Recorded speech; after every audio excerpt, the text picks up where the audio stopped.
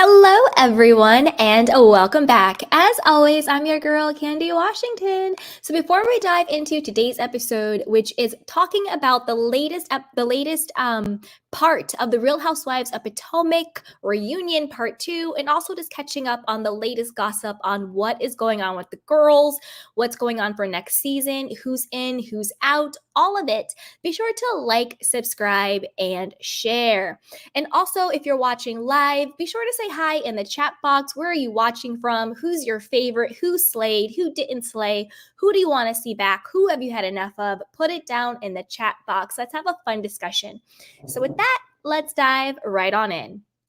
So first, I think what I'll do is I will go through all of the ladies for the reunion, and then we'll talk about some of the stuff that's coming up, like Mia saying, Gordon drained her bank accounts, Wendy having a surprise beef with Tamra Judge and Teddy Mellencamp, something Carlos King has said, and more. So let's first talk about reunion in part 2. I'll go down the line and talk about each person. So Ashley, to me, the reunion, it's almost like, and I feel the same way about Nneka. So I might do Ashley and Nneka at the same time because I kind of have the same comment for both. I get that both of them are sitting at the end, but I feel like if Ashley and Nneka had not shown up to the reunion would still be exactly the way it is. Like, Ashley has said nothing. Nneka has also said nothing. Like, what have they actually contributed to this reunion? And both in 2 parts are done. So if you're coming in part 3 trying to save your spot, to me, it's too little too late. Nneka was a part of 0 conversations. Ashley was maybe a part of 1.5 conversations, but nothing that actually made any impact or no new information. To me, Ashley just kind of sat there and was just sort of her same messy self. She's really nobody's friend. She brought nothing to the reunion, and she really didn't bring anything to the season, to be honest with you. And then Nneka, I agree with what Mia said. It looks like she's just sitting there watching the show. Like, she could be a viewer at home with popcorn with me watching it, because she hasn't said not one word during the whole thing. And the thing is, I also feel with Nneka, and I might as well just jump to Nneka now because I'm doing Nneka and Ashley at the same time. When it comes to her, this really rubbed me the wrong way. And I do have some video clips that we can watch together. But what really rubbed me the wrong way with Nneka wasn't actually from her. It was from her husband. It always just rubs me the wrong way. It bothers my spirit. Something is off when a man wants to cuss out women. Very, very similar to Marcus Jordan at the Miami reunion when he was with Larsa, talking about, oh man, like, I wish I was on that stage and these women couldn't even wash the dishes in my house and blah, blah, just going, like, popping off, on women. And it's, to me, that's just the most off-putting, disturbing, psychotic, like, how you doing, but on a different side situation. And when Nneka's husband, I don't even know what his name is, was like, don't make me have to speak for you. I can't wait to get up there. I'm going to speak for you. And I have the clip and we'll play it a little bit later. Really rubbed me the wrong way. Like, why are you more hyped? Why are you more upset? Why do you want to be in women's faces like that? It just rubbed me the whole wrong way. So at this point, I'm like, Nneka and her weird ass husband can both go. I actually like Nneka. I do. I think she came in too hot. I think she fought the battle against Wendy, which should have been Ashley. She kind of pulled an Anna Marie where she was fighting somebody else's battle and being somebody else's mouthpiece, when she should have just focused on being herself and creating authentic relationships with all of the women. And now with her, and also very similar to Anna Marie, her husband, Marcus, is out here, or Marcellus, whatever the hell his name is also out here to cussing women out on Twitter. Oh, Gizelle, you're confused. You put the con in confused and blah, blah, blah, blah, and Crystal, da, da, da, da, da. Again, when grown men or any man wants to cuss out or go toe to toe with a woman, miss me with all of that. So Anna Marie's husband, miss me with that. And we know the allegations against you. Okay. So we see you, sir.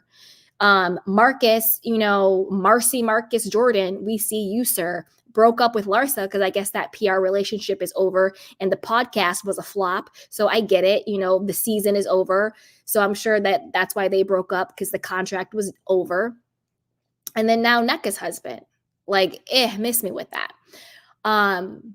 This might be an unpopular opinion, but I kind of miss Michael Darby. He brought a particular type of weird mess to the show. I kind of miss Michael and Juan's bromance that they had going on and kind of what they brought to the show. I know that might be an unpopular opinion and might be a little weird for that, but I was kind of I wish Michael Darby and Juan were here, because at least they are entertaining. You know what I mean? I really, really, at least they're entertaining. And honestly, the most entertaining thing about Ashley is Michael Darby. When you really think about it, all of Ashley's storylines have been around Michael's restaurants, Michael's cheating, their fake divorce. Because like I said before, I don't think they're actually separated, and I don't think they're getting divorced. I think they're very much together. I think they very much have the same exact understanding in their marriage when it comes to he can have sex with who he wants to have sex with, and so can she. I think he bought her that house, not because they're divorcing, but he bought her that house to film in because she still wanted to be on the show. I think they had an arrangement. She would stand by him. She would not malign him. And she would still sort of be his PR mouthpiece if he allowed her to stay on the show.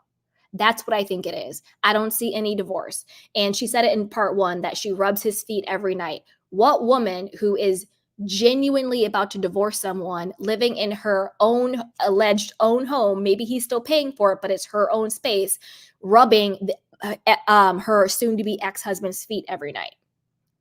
I don't think so, boo-boo. They're clearly still together. And I think that their marriage has always been an agreement, arrangement, understanding, which, to be honest with you, all marriage is that. That's why you sign a marriage license, because it's a contract, and all relationships have rules and understandings and boundaries. So I'm not actually judging whatever, boundaries and agreements they have in their marriage. I'm not judging that. I think you live your life the way you want to live it. You want to be monogamous? Cool. You want to be polyamorous? Cool. You want to be celibate? Cool. You want to do whatever? Cool. You like it? You love it? You like it? I love it. Whatever that saying is. Cool. So I'm not actually judging their lifestyle by any means, but I am calling out that I don't think she's being honest about the dynamics of their marriage and lifestyle.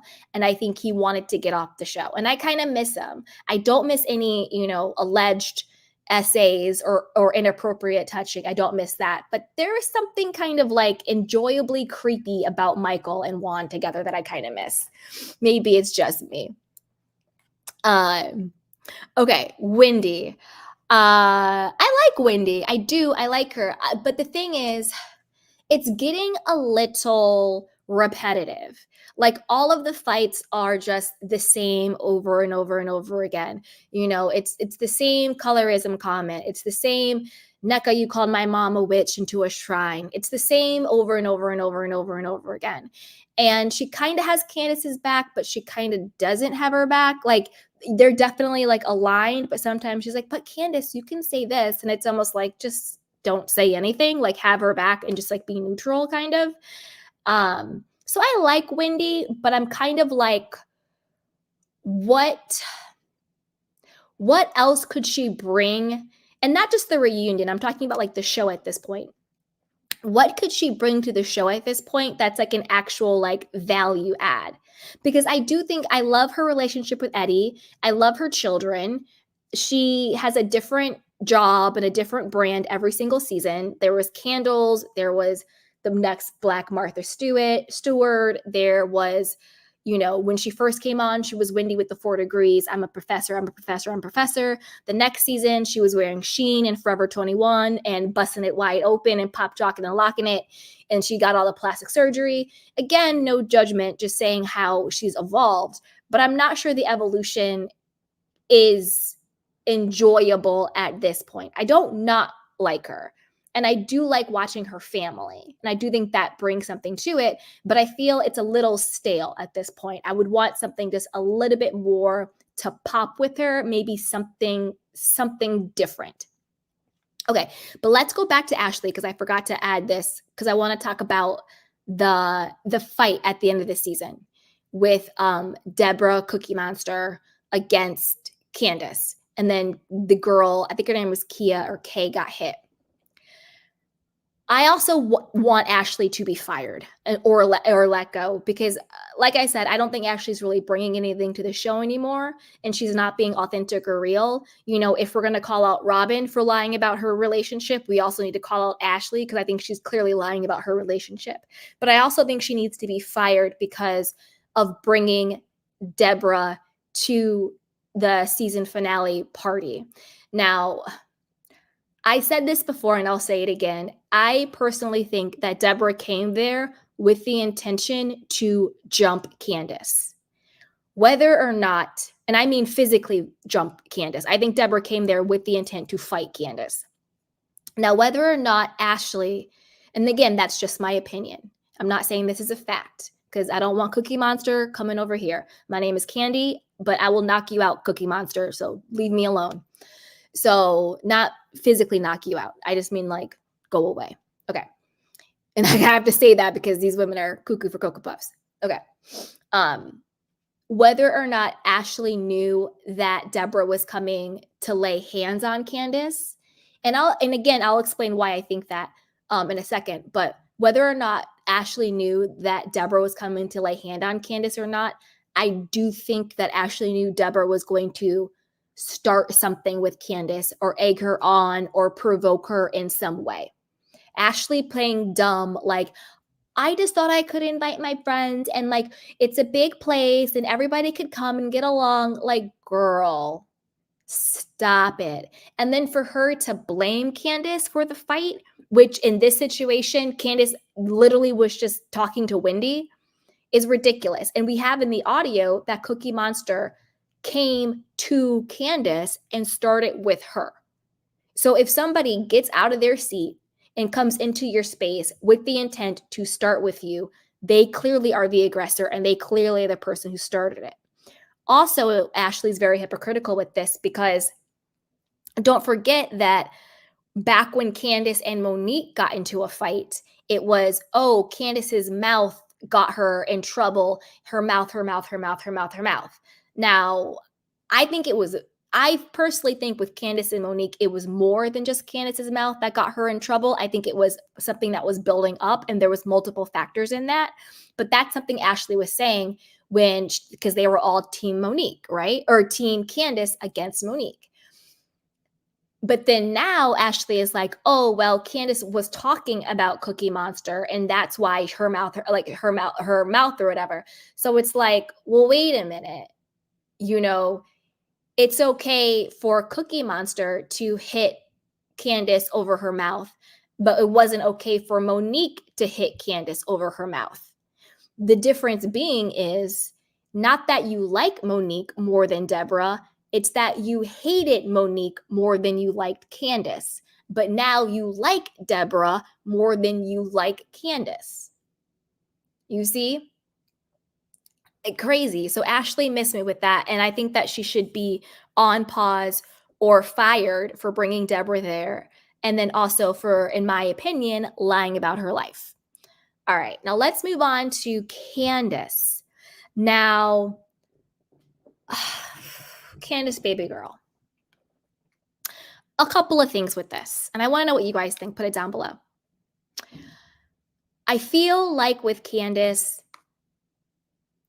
she's grown on me way more than when she first came on the scene. I did not like Candiace at all. I thought she was very spoiled, and I thought that she was very emotionally immature, and it was just kind of exhausting to watch, to be perfectly honest. But she grew on me. She was going to therapy, she was working on herself, and she was getting mentally tougher and emotionally more mature. And she started to really grow on me. With that being said, I'm kind of over the crying and the crying triangles and the being so upset I can't talk and oh my god and I'm so affected by everything. Like that has also become exhausting. So I'm kind of over that aspect of her. I do like the fact that she is still staying on Gizelle's and Robin's neck about everything, but I have to say I kind of don't respect her because it still feels like she really still wants that validation from Robin and Gizelle to like her and to want to be friends with her. Because I don't agree with Robin herself as a human being. Like, just everything Robin is just, ugh, you know what I mean? But I do agree with her sentiment saying, well, if you think that I would do something to set your husband up, why do you want to be friends with me? You know? And I agree with that because me, if you go on national television and you scheme and you scam and you call my husband basically someone who would force a woman to do something against her will or force a woman into a place where she felt, quote, uncomfortable or whatever bizarre BS nonsense that they were trying to spin, you would be dead to me forever and a day. Forever and a day. Point blank, period. There wouldn't be any crying. There wouldn't be any, oh my gosh, I can't believe Robin would do this to me. We were such good friends. No, there would be none of that. I would be like, I see you and I see you forever. And every time I see you, you can catch one. Like, no, like, I don't think so. Like, you're dad to me forever and a day, and it is what it is. Now, could we keep it cute and cordial? Because now we're coworkers and we need to film scenes and I want to go get this Bravo check, 100%. I can keep it cute. I can keep it cordial. But would I ever want to rock with you again in life? Do I need to sit here and cry as a grown adult woman over somebody who clearly does not give a damn about me, my family, or my life? Absolutely not. And so I kind of just want to say, buck the hell up, Candiace. Buck up, sweetheart. Wake up.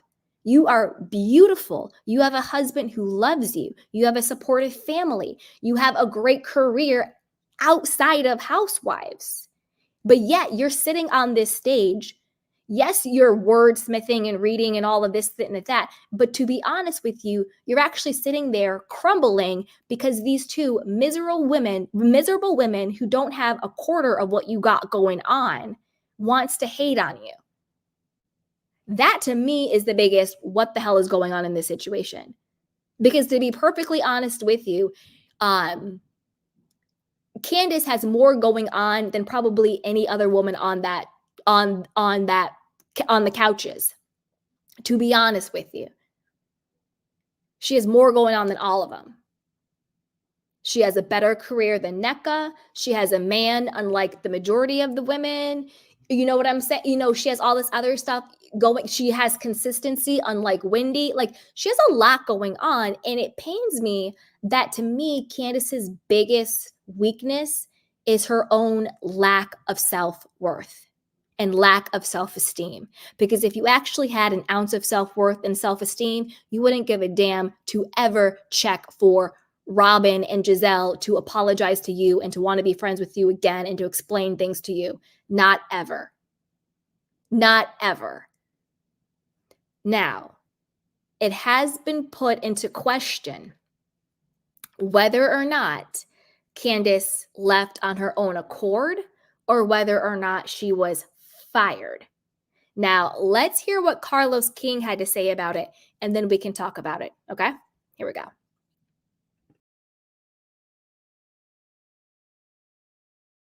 You think Candiace quit or got fired? You're the producer. Oh, honey, I just don't think people quit. I think it has to be a very drastic situation. I don't for think you people to tried quit. that hard at the reunion and then quit. It's no surprise that a Candy, a Portia, a Bethany, a Lisa Vanderpump, these women who are like millionaires are like, I don't need it. I don't think quitting Housewives is on anyone's bingo card. Yeah, no.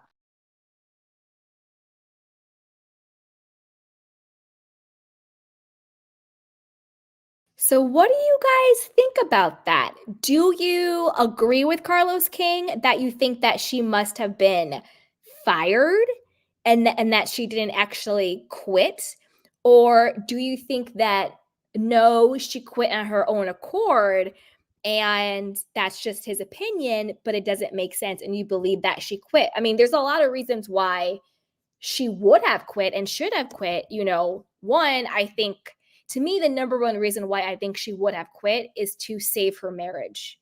I think that if, for all things, if I were Candiace, I would be way more concerned about saving my marriage with my husband than I would with whether or not Robin wants to be friends with me or whether or not, Gizelle apologizes to me. And then also the show was getting dangerous for Candiace.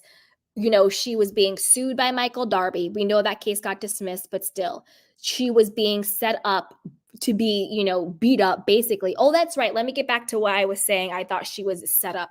And let me know what you guys think about it.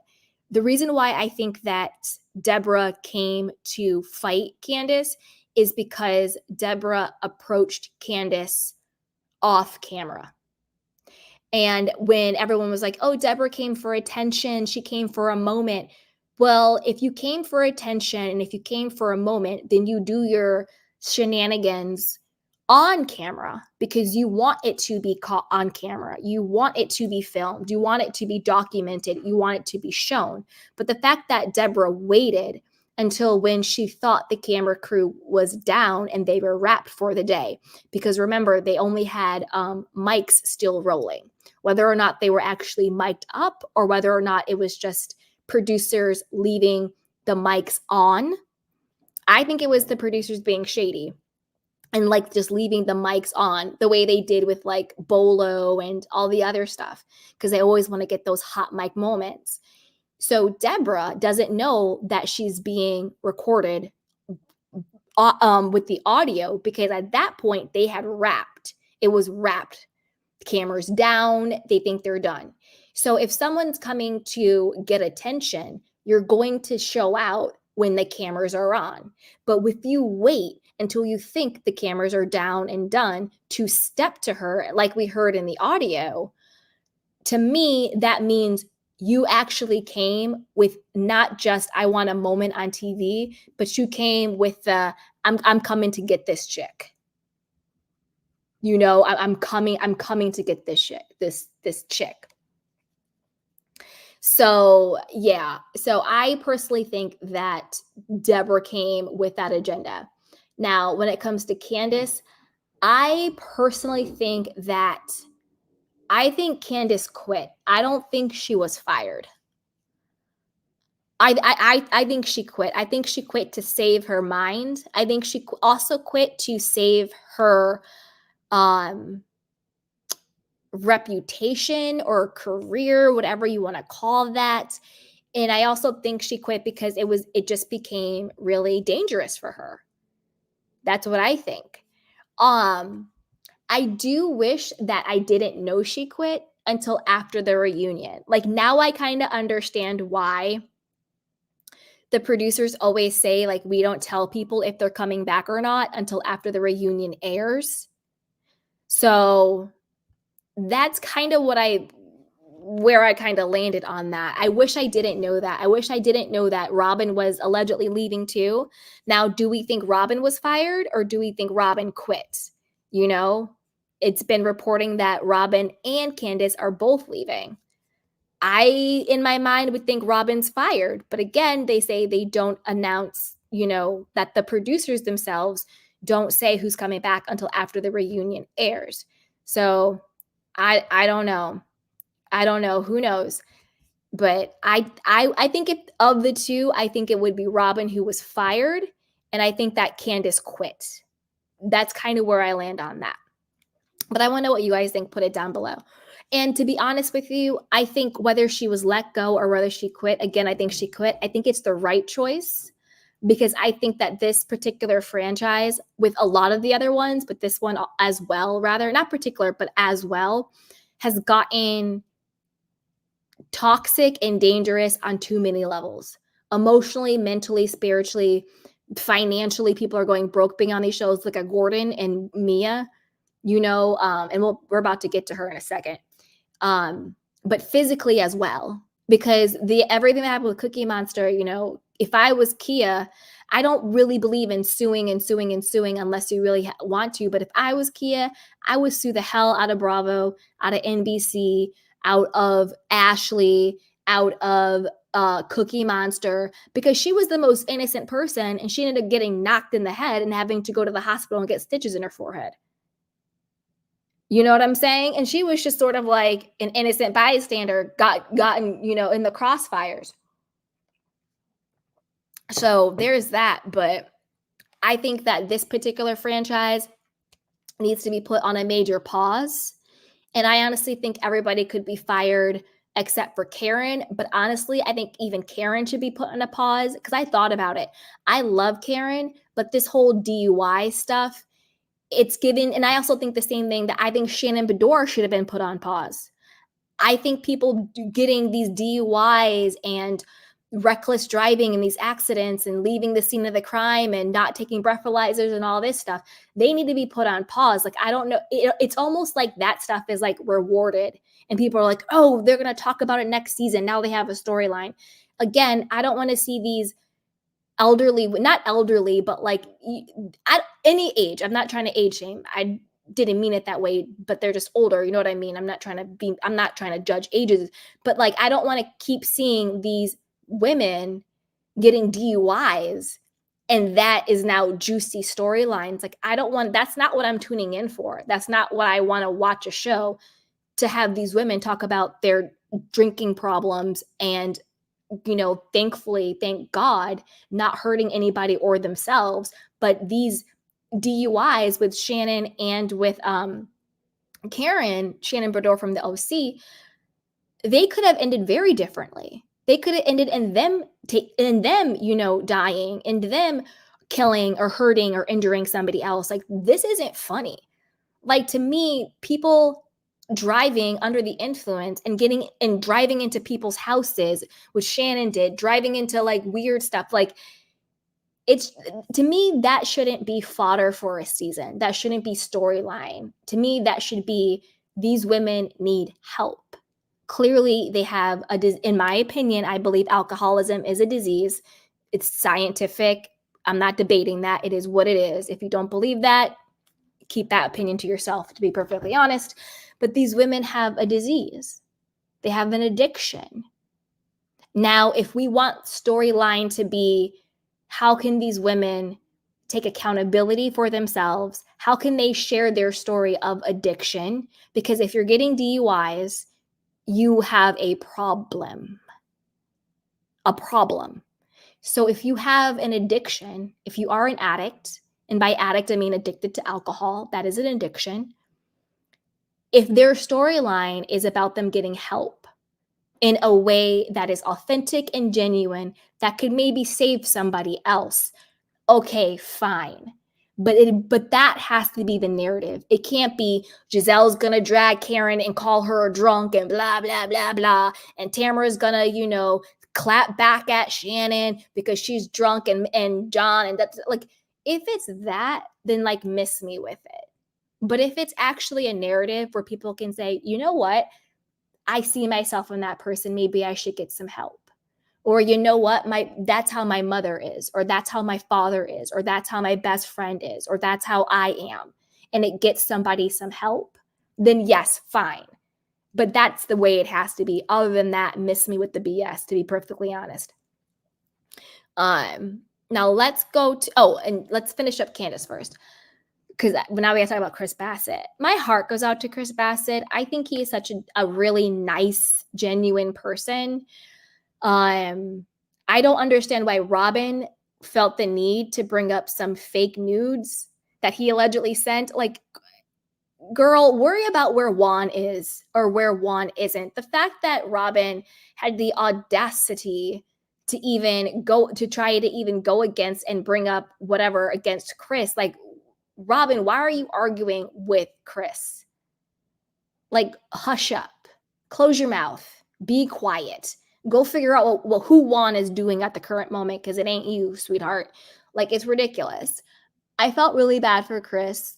I feel like the whole storyline and everything that happened to him, I feel like it's really affected his marriage with Candiace. I feel that their marriage is not in a great place.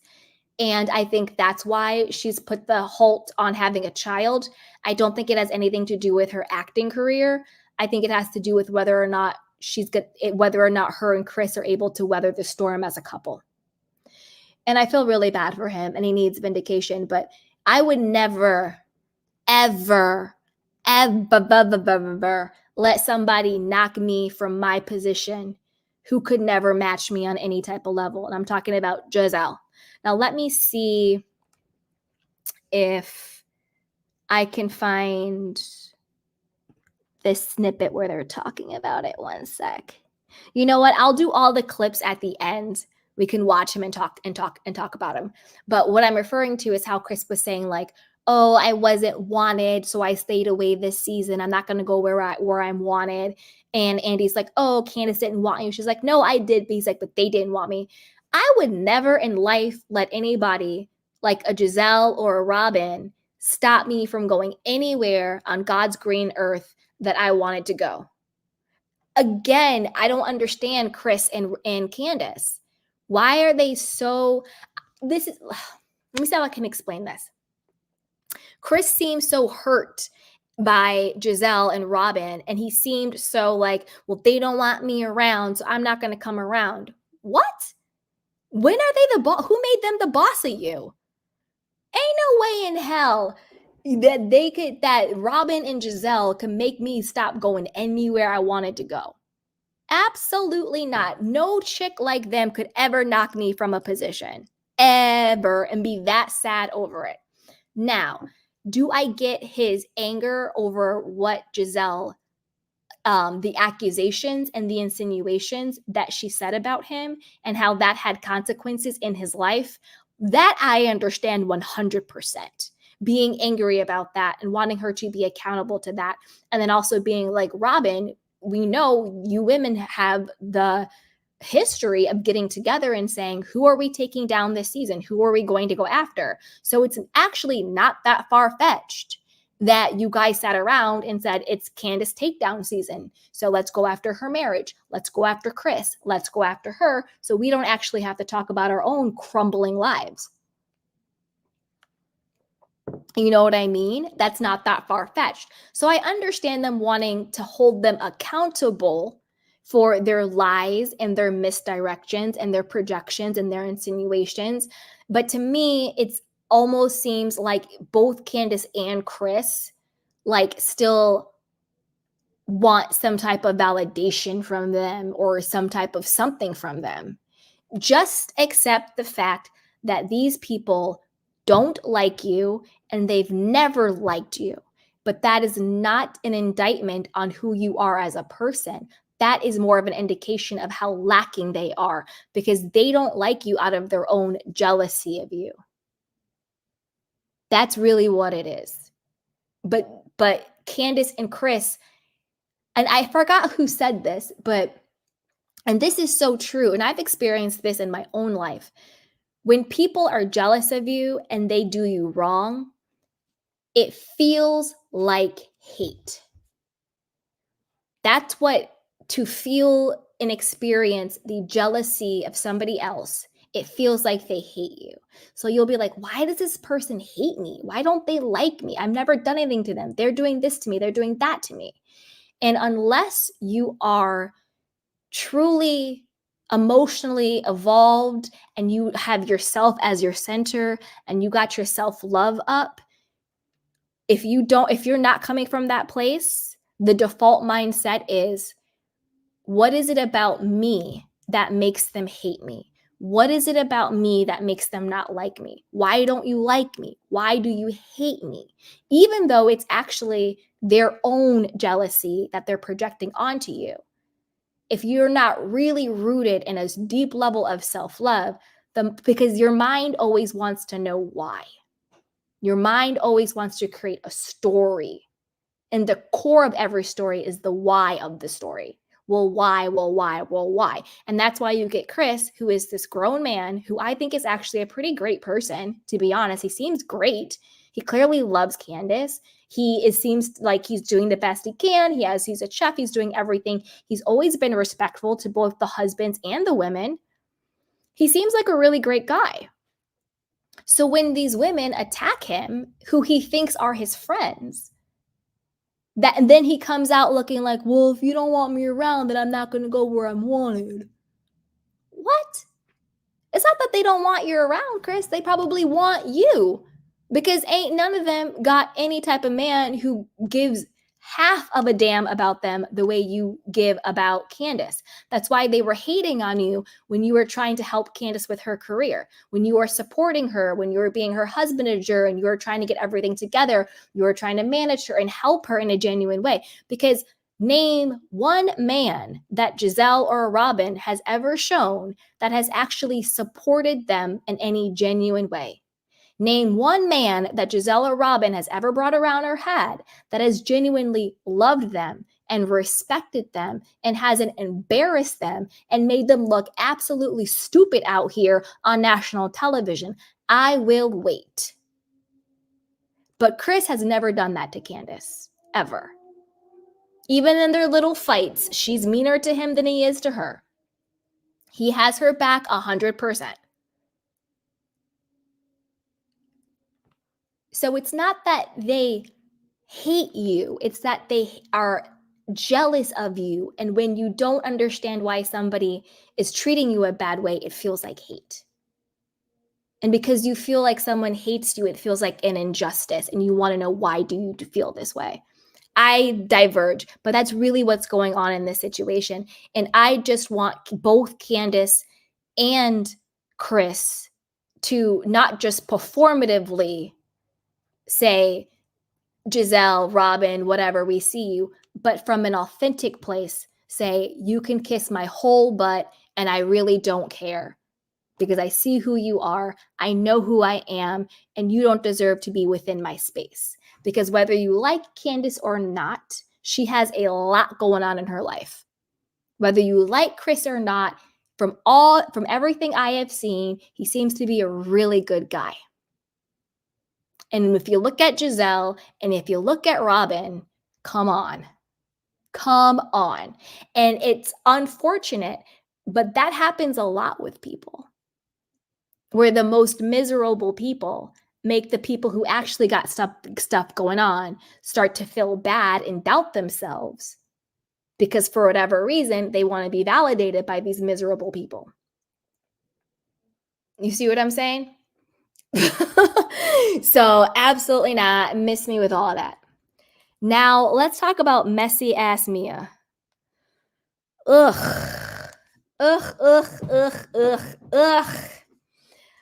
Mia, I can't with you.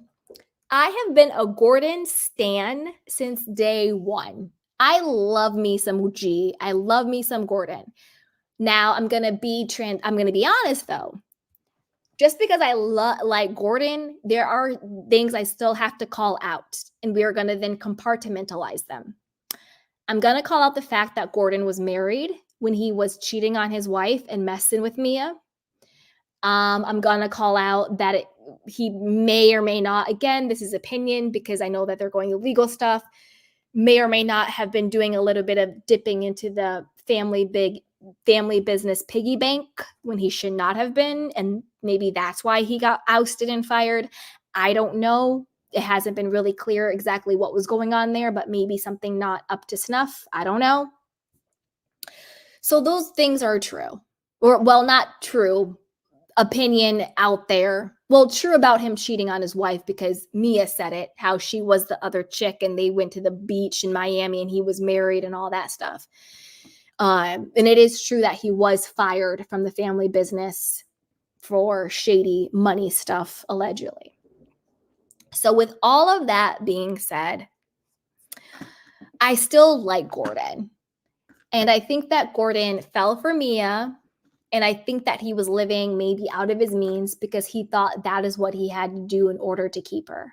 He even was like, I turned 70, I had prostate issues, which kind of translates into he probably had some health issues in his male area and maybe wasn't able to perform sexually. And so he said, I get it, you're young, I have these issues. If you want to dip out of the marriage, you can do that. Just do it respectfully. Just don't embarrass me and don't bring it around the children. So to me, this seems like a man who wants to please and keep his wife. I know what goes around comes around, and karma is a bee. And, you always buy what you pay for. You get what you pay for. So if you bought Mia and you knew what she was about, well, you got what you paid for. So is it that shocking that now the money is gone and now this guy Inc. that was just using her, in my opinion, he was just using her for sex for years? Because if he really loved her and wanted to be with her, he would have been with her.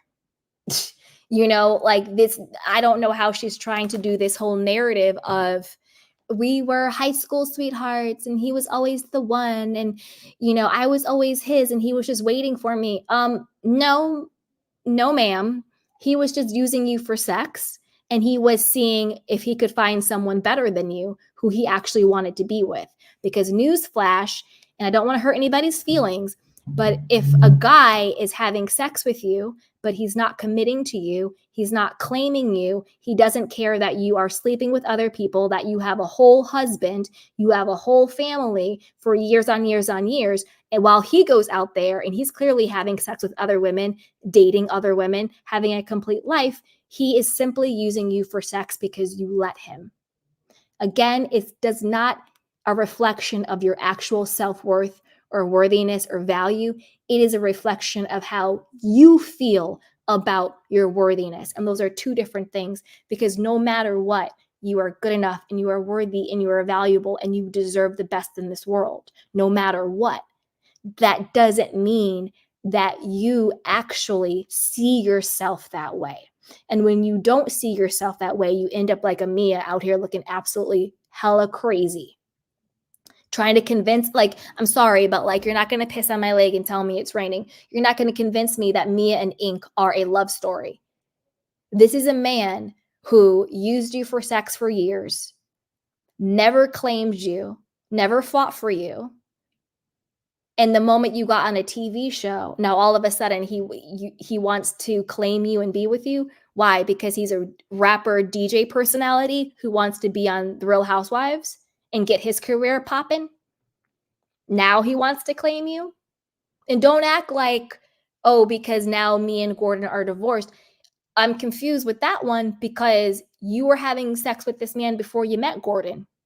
You were having sex with this man when you were married to Gordon. So during the last 20 plus years, he never had the inkling, the conviction, the want or the need to claim you until now you're on a television show. Girl, bye. Girl, bye. And this is the most disgusting part.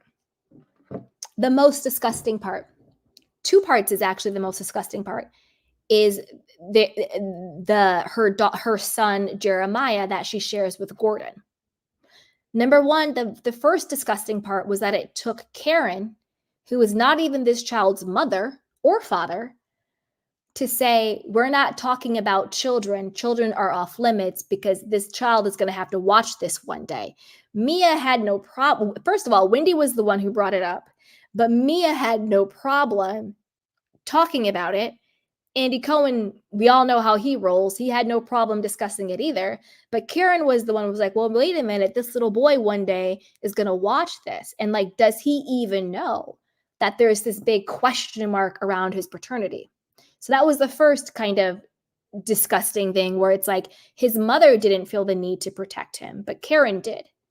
And I'm kind of looking at you crazy, Wendy, because Wendy was the one who brought the rumor to the show, I believe, at least in the reunion on the table. I don't know if people were talking about it before, but Wendy was the one who brought it up because she was saying, you know, Gordon said that Ink was coming to the house trying to take Jeremiah. Now, me personally, if I'm a housewife, there are certain things I'll bring to a show and there's certain things I wouldn't.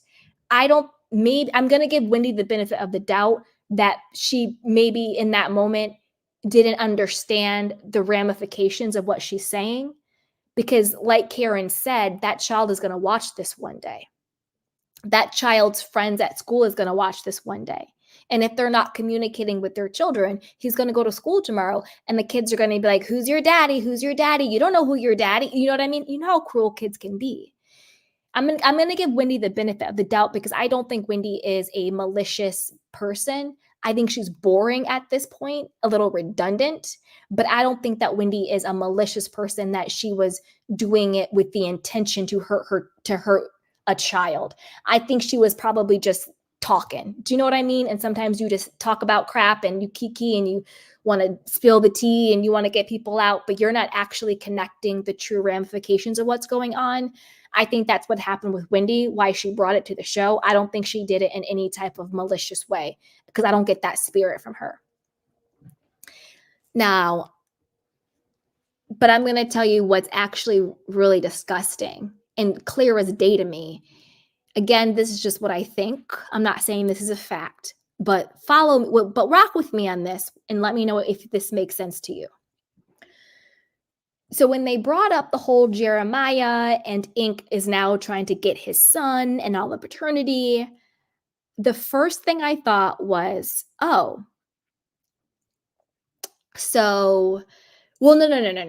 And they're like, could it be his son? And why would he do this?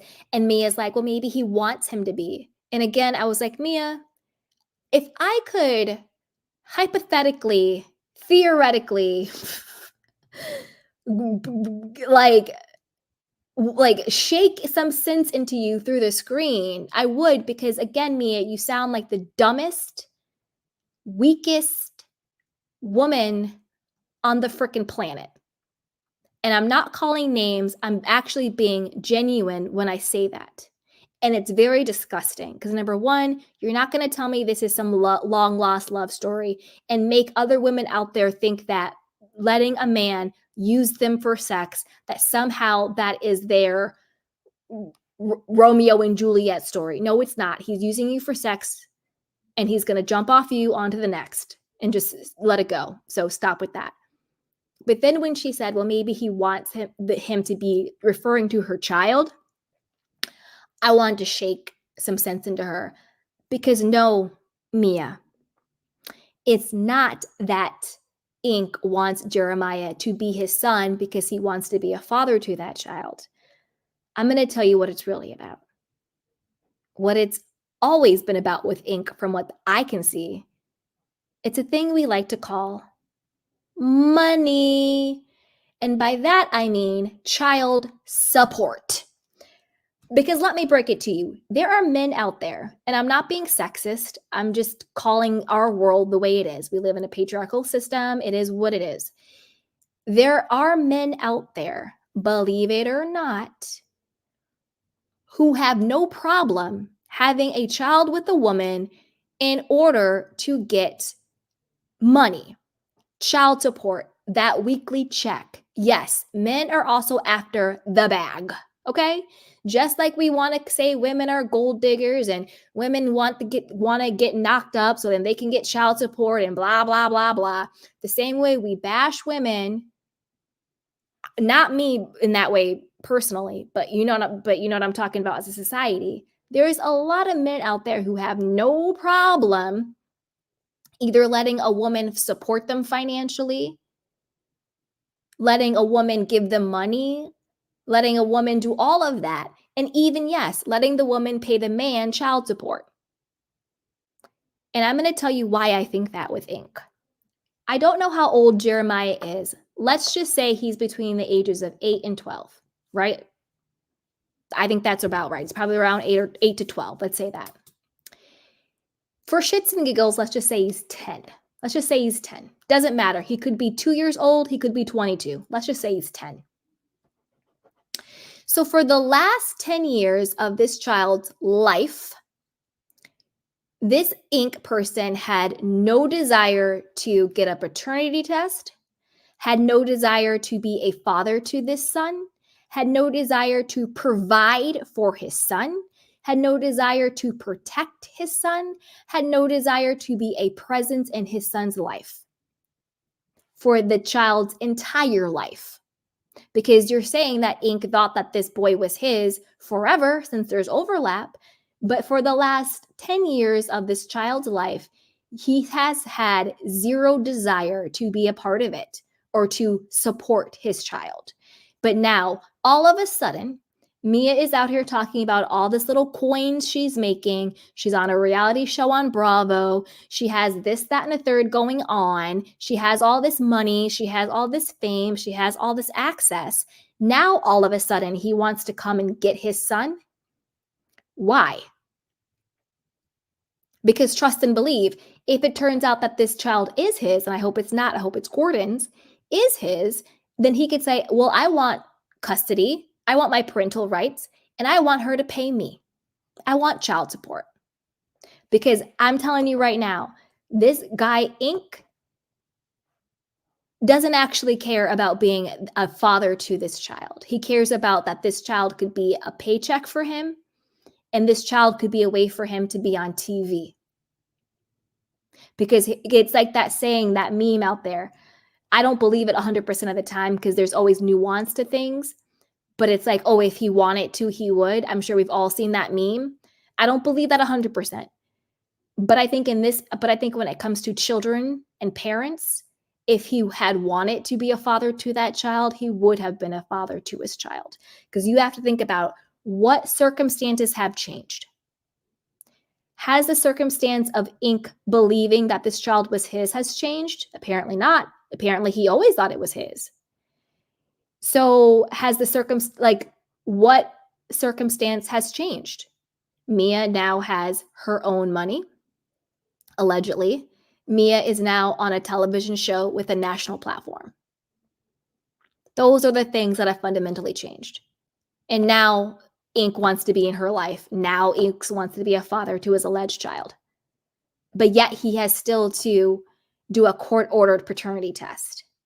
But he wants to, allegedly, I'll say, go to this man's house and take the child that this man has loved and supported, tucked in at night, kept fed, kept clothed, got him off to school, paid for everything, showed up, because Gordon does seem like a very present, great father, you know, all of those things. And to be quite honest with you, the whole thing about Gordon being a freak and wanting to do threesomes, I always got the feeling that that was Gordon trying to keep Mia pleased. Because like he said, he had prostate issues. So what man what person who was dealing with issues in your sexual places, it sounds like he couldn't even have sex, is that infatuated with doing threesomes and all this and that and third. It seems more like he was doing all of those things to keep Mia interested.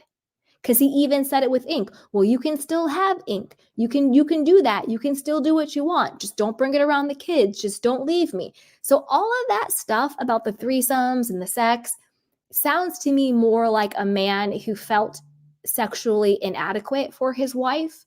And so he wanted to be like the cool husband who was down with everything to keep her sexually satisfied so she wouldn't leave him. And I feel like Mia never loved Gordon. And when she said, maybe I married him for money, maybe I did, I think that was the truest thing that has ever come out of her mouth that we've ever seen.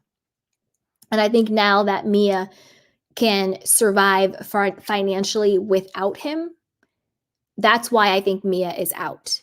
I think she's using a lot of excuses. I don't think it has anything to do with the business. I don't think it has anything to do with how Gordon is acting. I think that Gordon is depressed, which they've talked about. I think he's depressed because he got exposed for whatever was going on with the money, or if his family was just jealous and they wanted to put a kibosh on it. whatever's going on with his family and the legal issues and the money, he's depressed with that. I think he's also depressed that I think his worst fear has come true. I think he's always known that Mia was with him for the money. And I bet you that's a big reason why he got in his financial jam in the first place, trying to keep someone, right? And so I think that his worst fears are coming to light. My wife doesn't love me for me. She loves me for the money. And now that the money is gone, she's going to leave me. And I think that's a lot of his depression, is that his biggest insecurity is not just being shown to him, but it's being shown to the entire world. All right. So I think that's really what's going on with them. And my heart goes out to the children because, you know, adults are cruel as hell. All you have to do is go onto Twitter to see how cruel people can be. And children can also be cruel because unfortunately our children learn from adults. And my heart goes out to her kids. And I hope that they are in therapy. I hope Gordon gets his own paternity test just so he can have legal claim to his child without drama. Because if he gets that paternity test, then he can say, Ink, get the hell out of my face and get out of my children's life. And I do think that Gordon is right to want boundaries to protect his children. He was like, oh yeah, the boys were like, why does mommy want to replace you with Ink? Why is she sleeping over with Ink? Like, that's very confusing and hurtful and traumatizing for children. And now, unfortunately, and I hope I'm reporting on this with compassion and understanding, because I do think it's an important topic, but now the paternity of her children is fodder. And that has to really hurt that child. There are adults who still have deep emotional scars regarding paternity or their paternity or their, maternity with their biological, non-biological parents. Deep, like if it wasn't for those issues, there would be nobody in therapy. 99% of therapy is talking about how your parents messed you up. So there's that. And like, honestly, my heart goes out to the children. And Gordon, if you ever listen to this, get your own paternity test. So then you can have, without shadow of a doubt, claim to your children. Because Ink is looking at your son, Jeremiah, as a piggy bank, and as a come up. The same way he's looking at Mia. Because to me, Mia is the type of chick who will use a, quote, good man. Again, Gordon is flawed. I'm not saying he isn't, because we all know he was cheating on his wife, and what goes around comes around, and how you get him is how you lose him, and karma is a B. I understand all of that. But even with that, I do think he was good to Mia. And I think Mia is the type of woman who will take everything from a good man and then will spend it all on a man who treats her like dirt. It's like she has the good guy, and she'll have like the good guy during the week, and then on the weekends, she's going to go out and buy the bad guy, watches and money and this and clothes and cars and all this stuff with the good guy's money. When it's clear as day that guy doesn't like you. Just because he had sex with you for years and never claims you, just because he's pretending like this boy is, like this young child is his, but never once gave a damn to actually be a father to this child. Until you got on a television show and you got some little coins. Wake up, Mia. Because I would hate for any woman or man watching her and use what the BS she is spewing as a way to justify themselves, allowing people to use them. Because that's all we're watching here.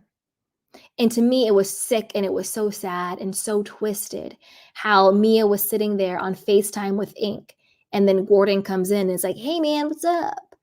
Like this man wasn't having sex with your wife your entire marriage. And like this man was not trying to take your child from you for a payday. But yet Gordon, who now, in my personal opinion, has no self-esteem, He probably has no identity because he is lacking in his sexual department because of his health, and he lost his money.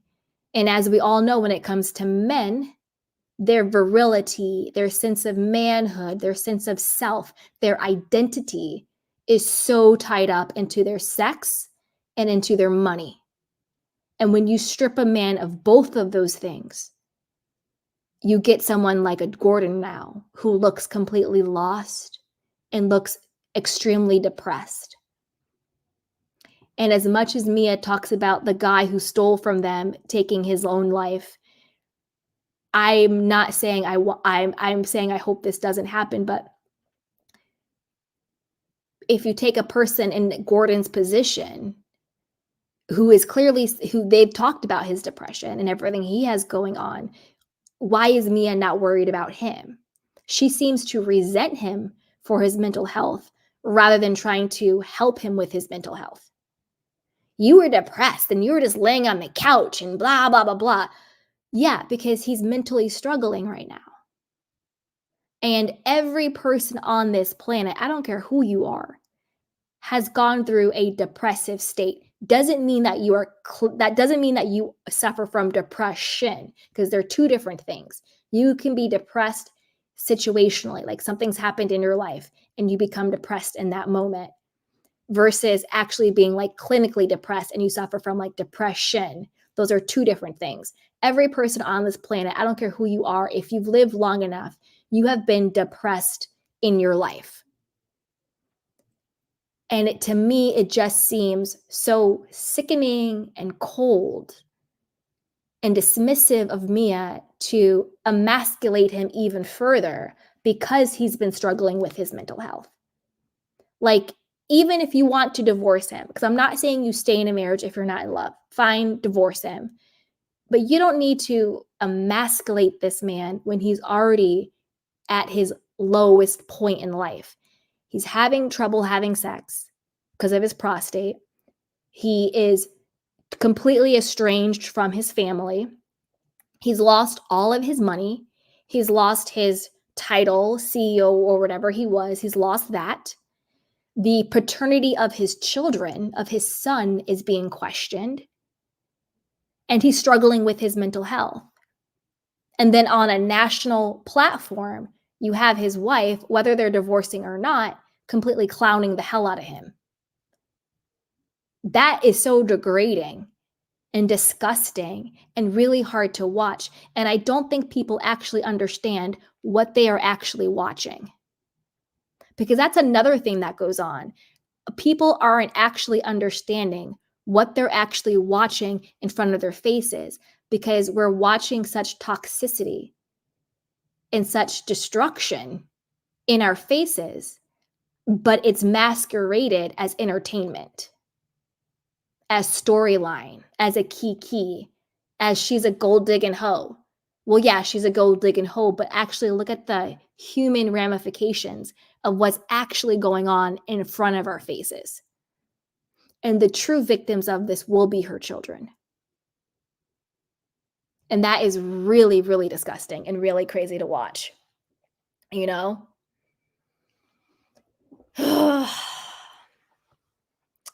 Yikes. All right, now let's go to Karen. Okay, Karen, boo-boo. Okay, Karen. I like Karen. The only notes I have for Karen is put down the booze bottle and get some serious help.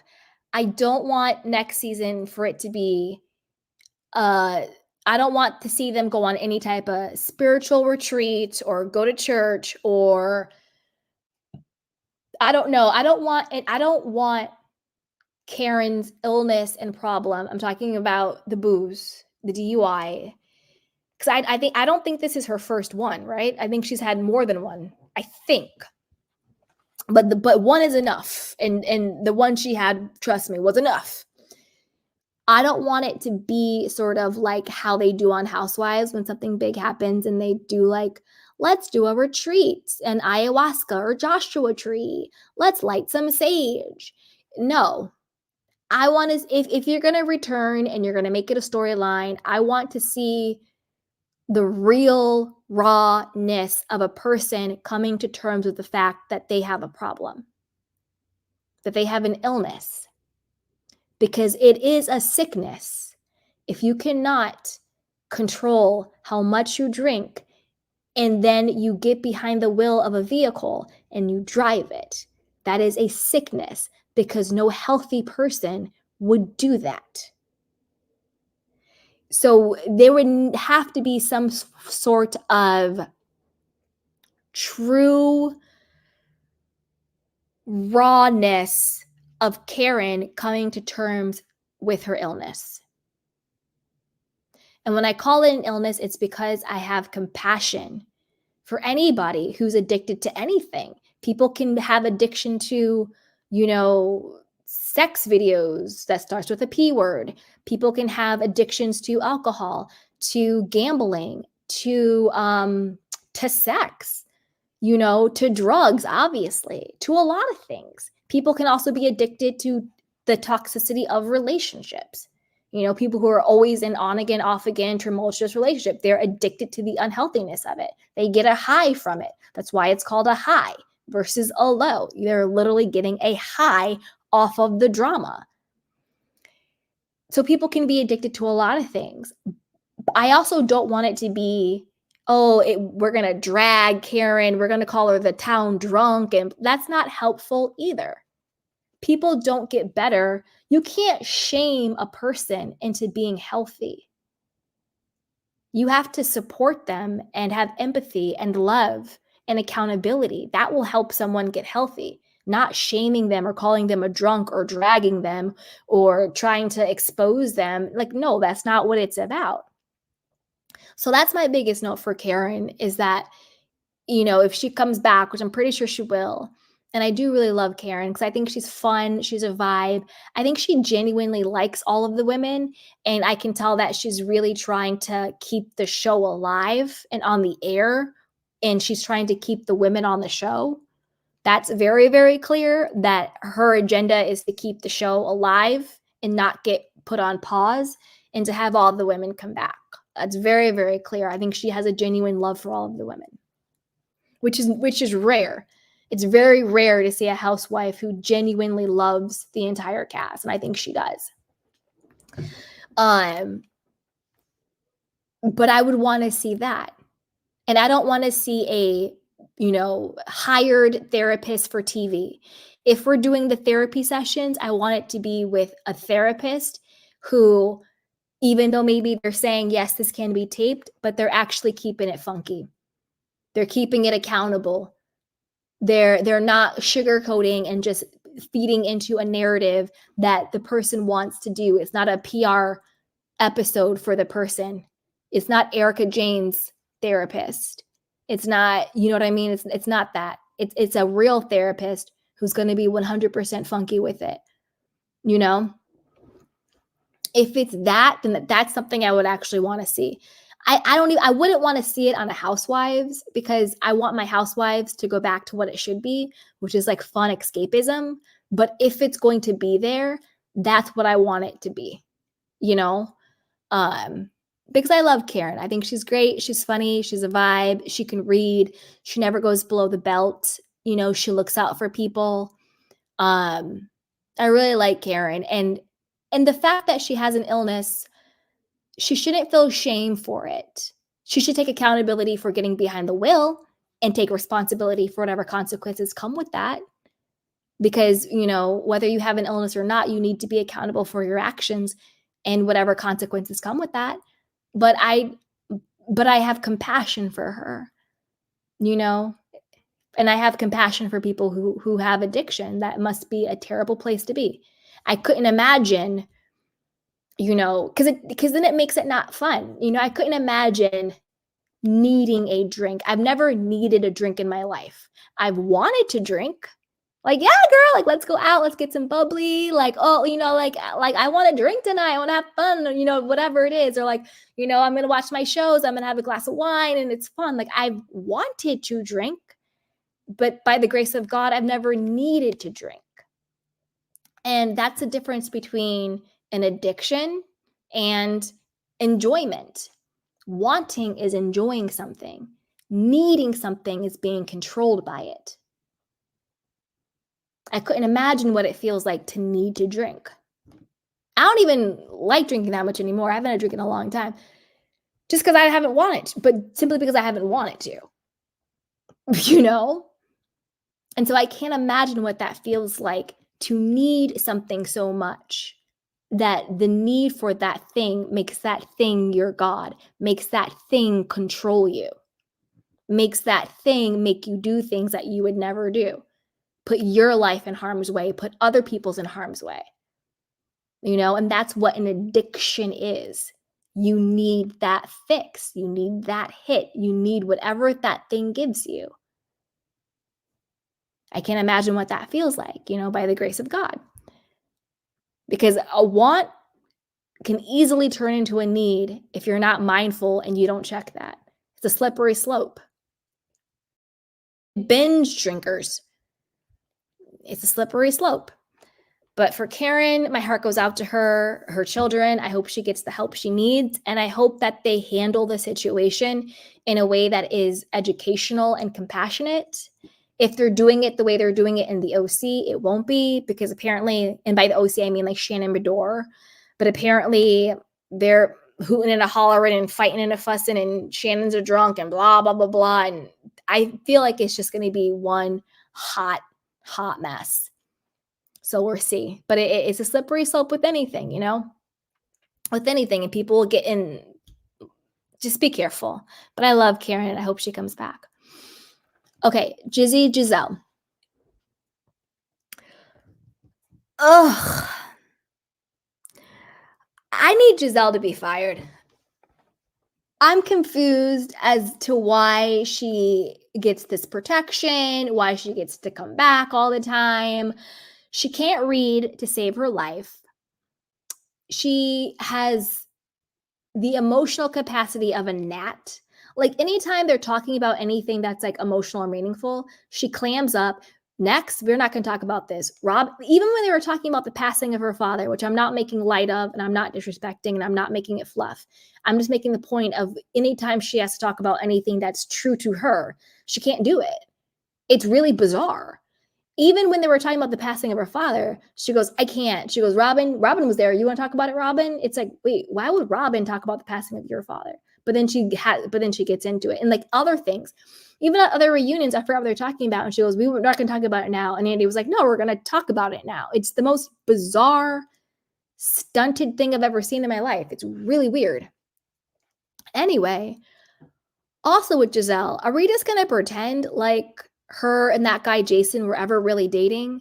That whole storyline was a flop, made no sense. And then she like didn't care that he was seen out dating a whole other woman, but yet she's pretending like that's still her little plaything man. That thing never made any sense to me. And like, why was she not called out for that? Then she's saying she's dating some other guy. Oh, is it an athlete? But she won't say who it is. Doesn't make any sense. Has Gizelle ever had a man with her at any of the reunions? I don't think so, right? Did Jamal ever come? You know, it was sad. Her and what was the guy that she was dating? What was his name? Shelton? Something like that. But then it turned out that he was like doing lewd acts in a park and was like arrested or something for either like solicitation or doing something weird. And then he didn't want that to come out on the show, but obviously it came out on the show, so he broke up with her. Yeah, I think she really loved him. Did he ever come to a reunion? I don't know. Sherman. Thank you, Jacob. Sherman. Yeah, I think she was real. I do think that was real. I think she was really in love with Sherman. I think that was a real relationship. But then it turned out he was like a nighttime park creepster. And then he was like, well, I don't want to be on the show anymore because people are seeing like my mugshot of a nighttime park creepster. So there's that. But Gizelle, what does she bring to the show? Like, she's not even a good pot stirrer. She's boring. She takes zero accountability. Like, I still don't understand how she was so defiant when it came to Chris Bassett. Like, humble yourself. Like, thank God I'm not how Gizelle is, but if I were like her, at least I would have the capacity to be like, you know what, Chris? What I said was completely out of pocket.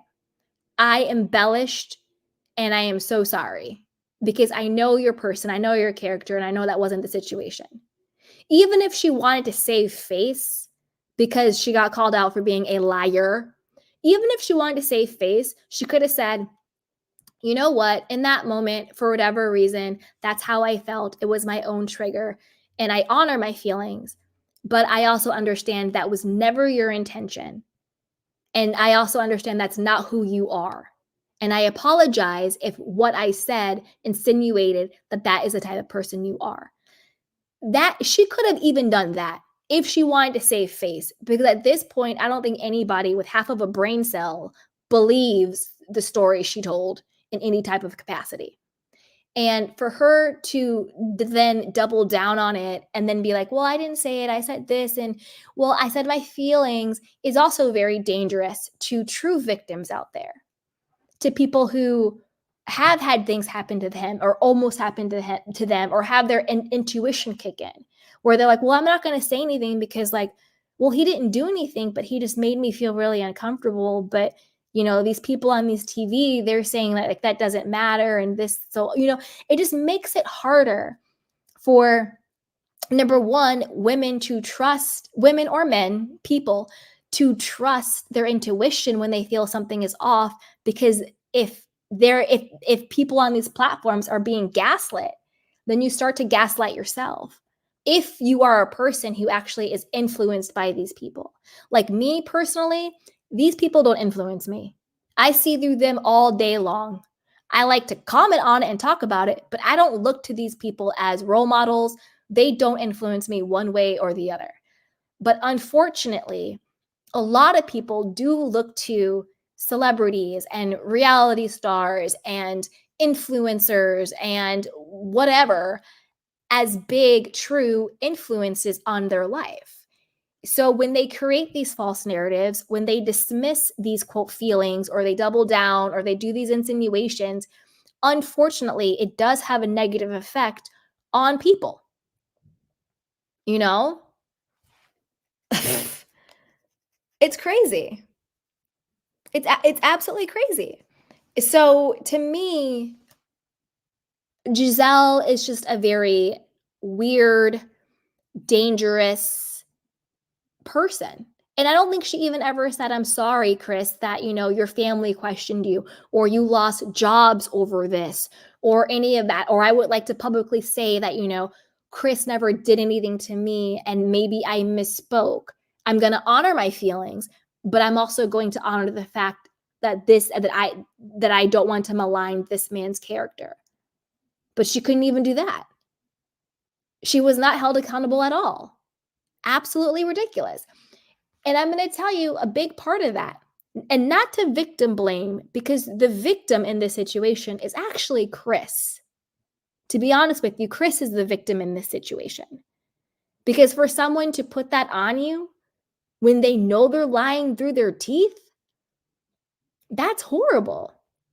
That's defamation or slander or libel, whatever you want to call it. That's horrible. Because a lot of people still will believe that crap. You know, and that does something to somebody's soul who is a good, genuine person. So the true victim in the situation was Chris. But she would never admit that. She would never say that. But I do give kudos to the production, because she was like, I never said he made me. And they rolled the footage exactly what she said, that he made her go into the room and this, that, and the third. And it was also confusing because she was like, I felt so uncomfortable that this married man wanted to be alone with me. So were you scared because he was married? Were you scared because he did something? Like, who cares? I would be alone with a married man. Doesn't mean anything. Like, nothing's like, what? It made no sense. If he was single, would it be okay? If he made you feel uncomfortable? Because to be honest with you, married, engaged, or single, doesn't matter if your true problem is that someone is making you feel uncomfortable. Married men assault people. Single men assault people. Engaged men assault people. So I'm confused how his marital status had anything to do with anything. It really made no sense. It really made no sense. So Gizelle missed me with all of it. Condolences to her father passing, that I do feel bad about. So condolences for that. She also is another type of housewife who, since she's so uninteresting, that she makes her children her storyline. Like, the girls are cute, you know, Adore, Angel, Avery, Heaven, Jesus. Her children's names. I can't remember all their names right now. Grace, whatever it is. They're great. They're amazing. Beautiful children, super smart, super cool, great.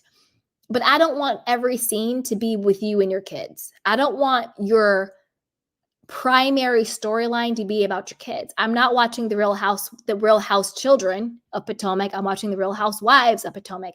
I want to see adult conversation. I want to see adult issues. I want to see adult keys. Yes, you can bake your children in. Of course, that's part of being a woman or a parent rather. Of course you can, but it's too much. It's too much. And also with the whole like, oh, Wendy and Candiace were giving nasty looks when I was talking about where my child was going to school. Get over it, Gizelle. Get over it.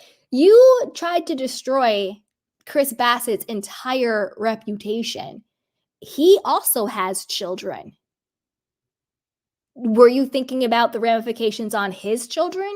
That you're accusing their father of something? He also has children. But yet Wendy and Candiace are these horrible people because they were bored during one of your 1000th monologue about your girls. We get it. Your girls are cute and smart. Next. And what? What is your, like, talk about your life, Gizelle. Like, I'm just over it. Like, and how did last season she went through the, surgery?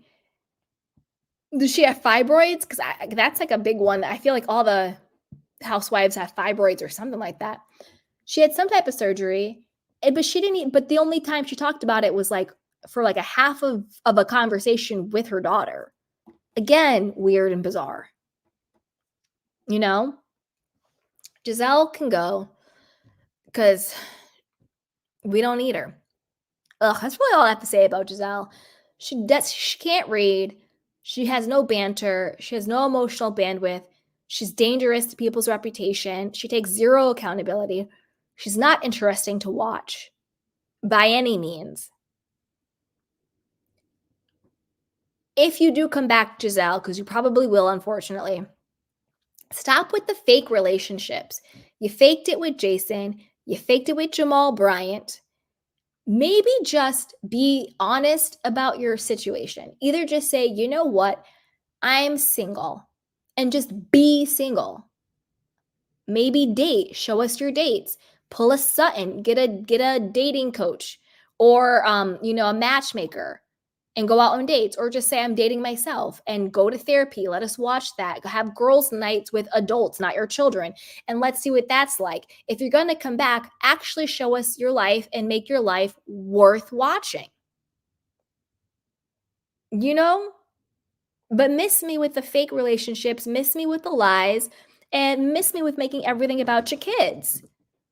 You know, this isn't Nickelodeon. And with everything going on with Nickelodeon, thank goodness it's not. But we don't want to, this isn't Nickelodeon, okay? I don't want to show about your kids. Anyway, Robin. Robin, to me, I hope the rumor is true that she's not coming back. The fact that Juan didn't show up for her and she was still defending him, she just looked dumb and bitter and whack as hell. Just so stupid and so dumb. And just the lies, like insane. Absolutely insane, the level of lies with Juan. And the thing with Juan is he doesn't even like her. I'm not even talking about love. I don't think Juan even likes Robin. He looks at her with disdain. He seems irritated by her presence. He is completely unbothered by the level of disrespect that he shows her. I just feel like they made this pact, and they've even kind of said this. that they didn't want to ever live separately because of the boys. They wanted the boys to have two parents in the home. This is the problem with that. Children are intelligent. Children are extremely empathetic. So your children know that the situation you are in is dysfunctional, unhealthy, untrue, and a hot mess. Your boys even kind of look like, why are we pretending and lying? Like, the jig is up, Robin. The boys are intelligent. They're grown. They're big, not grown because they're still children, but they're intelligent enough to understand what's going on. I'm pretty sure they have that thing called the internet. Pretty sure that's how they found out you and Juan were divorced in the first place. Remember when she first came on the show? Her and Juan was divorced, but they never told their children. And the children Googled it and found out. And that's how her children found out that they were divorced. Children are smart. With or without Google, they live in your household. And they know what's going on. And this is a PSA to all people out there like that. It is better for children to grow up in a healthy environment, whether that's at mom's house and then dad's house, or whatever the case may be, than in an unhealthy environment under the guise of keeping the family together. If you're going to, quote, stay in a relationship to keep the family together, it better be to the betterment of your children, not to the detriment of them, because you are trying to live a facade or some type of persona or social stigma that literally is a bunch of BS. Because at the end of the day, the mental and emotional and spiritual well-being of your child should be your first priority, rather than trying to just say, we live together under the same roof. Because they clearly were not sleeping in the same bed. And I don't want to say and don't tell me it's economical, because trust and believe there are a lot of people out here who probably make a lot less money than these two, even though I don't think they're rolling in it, who still make it work in separate homes, separate housings, if that is what is healthiest for the children. But I get cringe watching these two interact. I can't imagine how their children feel. And Juan even said, I think it was season 1, remember when him and Robin were fighting? And he said, if it wasn't for the boys, I would have been gone. That basically sums it all up. I think the moment the littlest one goes to college, they'll call it quits. But these are the children's formative years. And you're not fooling anybody. You're really not. So who knows? I don't know if Juan has a job yet. She said he was volunteering at the kids' school. Coaching high school. I don't know. Juan. Juan needs to go and but he probably can't. I don't know. Juan needs to go and talk to Michael Darby. Wasn't Michael Darby the one who got him that job in the first place? The coaching job that he got fired from? I don't know. I could be wrong with that. But he needs to go talk to Daddy Warbucks and get a loan or get some type of job. I don't know. But Juan, to me, doesn't even like Robin. And Robin, I would have more compassion for her if she wasn't so insufferable. Because again, why was she coming after Chris Bassett about some, screenshots or whatever? Like, why are you coming after Chris? Go after Juan. Go after your man. Like, it was so insufferable. She's just an insufferable person. Very bitter, very weird, very whack. And I know we touched on the colorism thing here. Again, I don't see the colorism aspect of it. But I will say this. Robin fake crying over she couldn't handle, and she just couldn't believe that she was being accused of being a colorist, and she just couldn't understand, and like she didn't know how to navigate. Like, Robin, shut the hell up, sweetheart. Number one, you know what colorism is. You know what featureism is. You're not stupid. We all know what's going on. Do I think that's what's happening in reality? No. But do I think Robin crying and being so like confused and so distraught and like, I just can't, I don't know how to navigate this, was performative? 100%. 100%. I don't agree that's what's going on, but I understand having the conversation about it. I understand how it could appear that way. I understand the tones of it, because we all have institutionalized and insidious isms on some level, whether it's colorism, whether it's racism, whether it's homophobia, whether it's misogyny. We all have it in us, all of us, because it is ingrained in every single society, not just in America, but the world. So some type of ism or unconscious bias exists in every single human being on this planet. If you say you don't have it, you either really need some help or you're lying, because we all have it. We have varying levels of awareness, but we all have it. We all do, because we live in this society.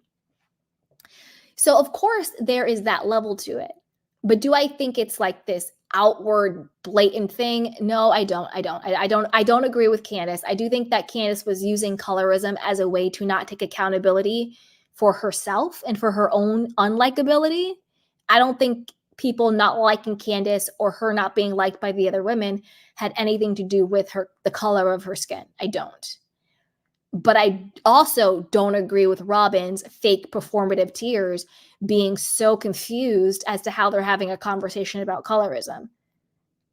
I think it's good to have the conversation. I think it is good to create the awareness and to have the dialogue about it and to look at it from all sides. Of course, I think it's an important conversation to have. And Robin acting like she has never heard of the word colorism in her life makes zero sense to me. That was 100% fake. Robin, you're not that good of an actress. And it was weird. It was bizarre. It was inauthentic. It was whack as hell.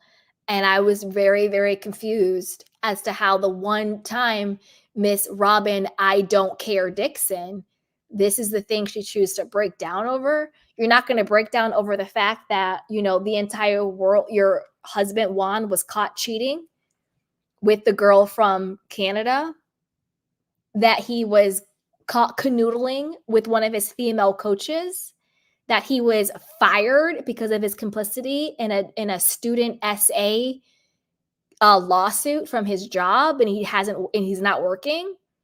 None of that you cared about. None of that made you shed a tear.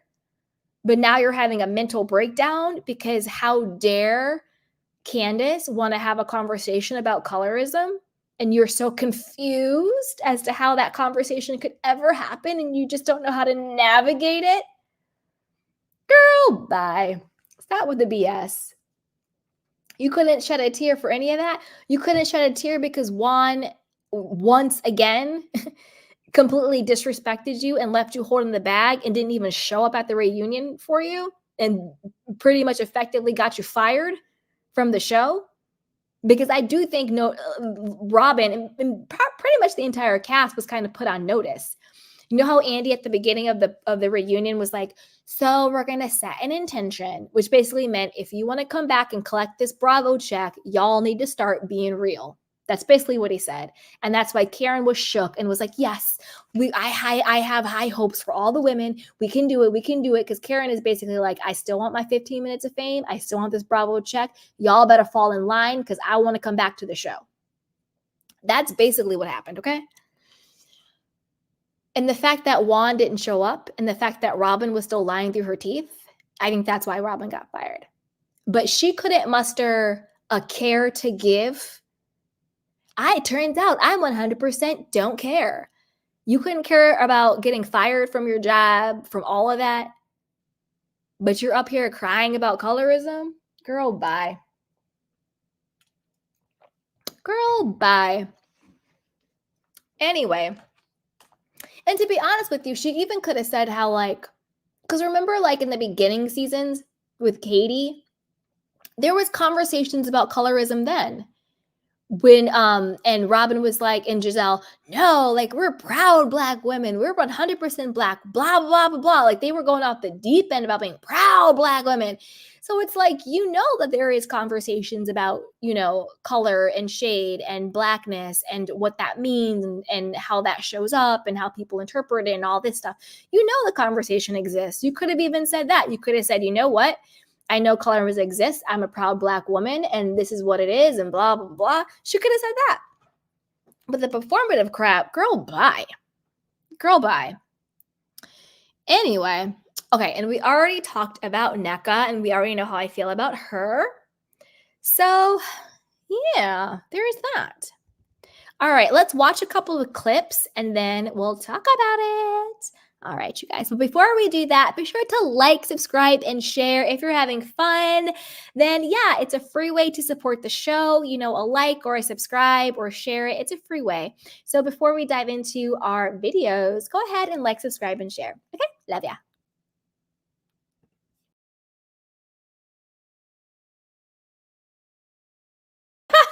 You can go back with Juan Dixon. But this is the clip I was referring to earlier, you guys. When it seems like Nneka is just watching the show, just like everybody else. Again, I don't think she spoke in any of the first two parts. Secondly, she said she wasn't engaging on social media. Now, you don't need to go all the way down to hell how Candiace does it with social media and her tweets, but you do need to be engaging. You do need to be doing reels and podcasts and, you know, commenting and all of that stuff. That's a part of the job, not just for the show, but for your own personal brand that you should be building given the platform. So you should be using social media. So Nneka, girl, you're dropping the ball everywhere. And like I said before, her husband is rubbing me all the wrong way. Don't make me have to speak for you. No, sir. Sit yourself down. And I agree with Nneka. She goes, don't do that, or you can go where Juan Dixon is. No, sir. You're not going to get up here and speak on behalf of a woman in other women's faces. Please sit down and have self-receipts. And her husband seems like a weirdo. I'm sorry, he does. He gives me weird vibes. He seems very weird. Very, very misogynistic, to the point where I'm like, is it that, do you hate women, or are you hiding? Are you overcompensating for something else maybe that is going on? But he was so misogynistic. Was he the one? Or no, you know what? I might be. No, I'm confusing him with, I'm sorry. Everything I said up until the misogyny part, I still agree with. Keep you're a grown man, sit down and be quiet. Don't try and cuss out women. Don't try and step to women. That I stay with. The misogyny part, I'm confusing him with the Married to Medicine new girl's husband. He was super misogynistic too. All right, let's watch another clip.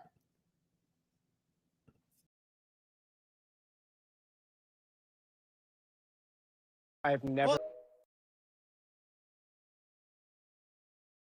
I'm shook. I cannot wait to see what Gordon has to say. But with that clip, listen, why was Robin grilling Chris more than she has ever grilled Juan, when Juan is your whole fake husband? I still want to see a marriage certificate between Robin and Juan. I really want to see one, because I don't believe it. I think they had a ceremony wherever they were, but I need to see a certificate, because as Gizelle told it, his name ain't on the house. So that house is in Robin's and Robin's mother's name, not in Juan's name. So I need to see a marriage certificate before I believe that. But I love how Chris just cleared Gizelle all the way. And how do we know Gizelle didn't pay the woman off? Now, do I think Gizelle was behind this woman saying that she had an inappropriate relationship with Chris? No. I think this woman was just crazy. I don't believe her. I don't think that she had an inappropriate relationship with Chris Bassett and she ended up no longer being pregnant by him. She came out and said it was all a lie and that she never met him. I think that it's a mentally unwell person, not even like a clout chaser type of person. There are people out here who are mentally unwell. And I don't mean that in a derogatory way. I mean that in a genuine way. There are people who are mentally unwell. And that's kind of what it seemed like to me. Like this woman maybe was obsessed and she was mentally unwell and making things up and all that. It seemed more that than anything else. But I do understand Candiace's and Chris's questioning and paranoia about it. And again, justice for Chris Bassett. You know, now he's a target and being maligned about everything. So justice for him. So we'll see about that. But what did you guys think about that clip? Put it down below. And let's watch. I think I have a couple more. So let's see, maybe one more.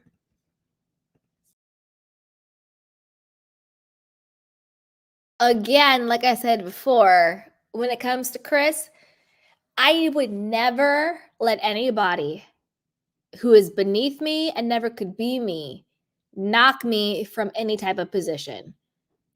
And what I mean by that was when he was like, oh, like they didn't want me around, so I didn't come around. Hell no. Why are you taking marching orders from Gizelle and funky, dry Robin? Never that. I would, if I was Chris, I would have doubled down on I would have been at every event, everywhere, every single time with my wife, having a good old time. Every time you would have saw me every single scene, everywhere you could be. I would be like, hi, me again, hi, me again. Never. Who the hell is Gizelle? Who the hell is Robin? No person like that could ever knock me from my position. No, thank you. Also, like I said before, why is Robin grilling Chris more than she does Juan? Like, she was like, oh, I checked his phone, but Juan deletes all of his messages. So there wasn't any messages because he always cleans out his phone. But yet you're worrying about Chris and screenshots from a woman who is mentally unwell and admitted that she made everything up. That's the person you're choosing to grill? Robin, please shut up and go away and have several seats. Team Chris all the way. I'm shook though. Like, what do we think Gordon is going to say? Like, Mia's already crying. He's crying. Do we have any spoilers? Like, if you know what Gordon is going to say, put it in the chat box. Like, spoil away. All right. I think I have one more clip that we can watch together. And then I have a couple more stories. Okay.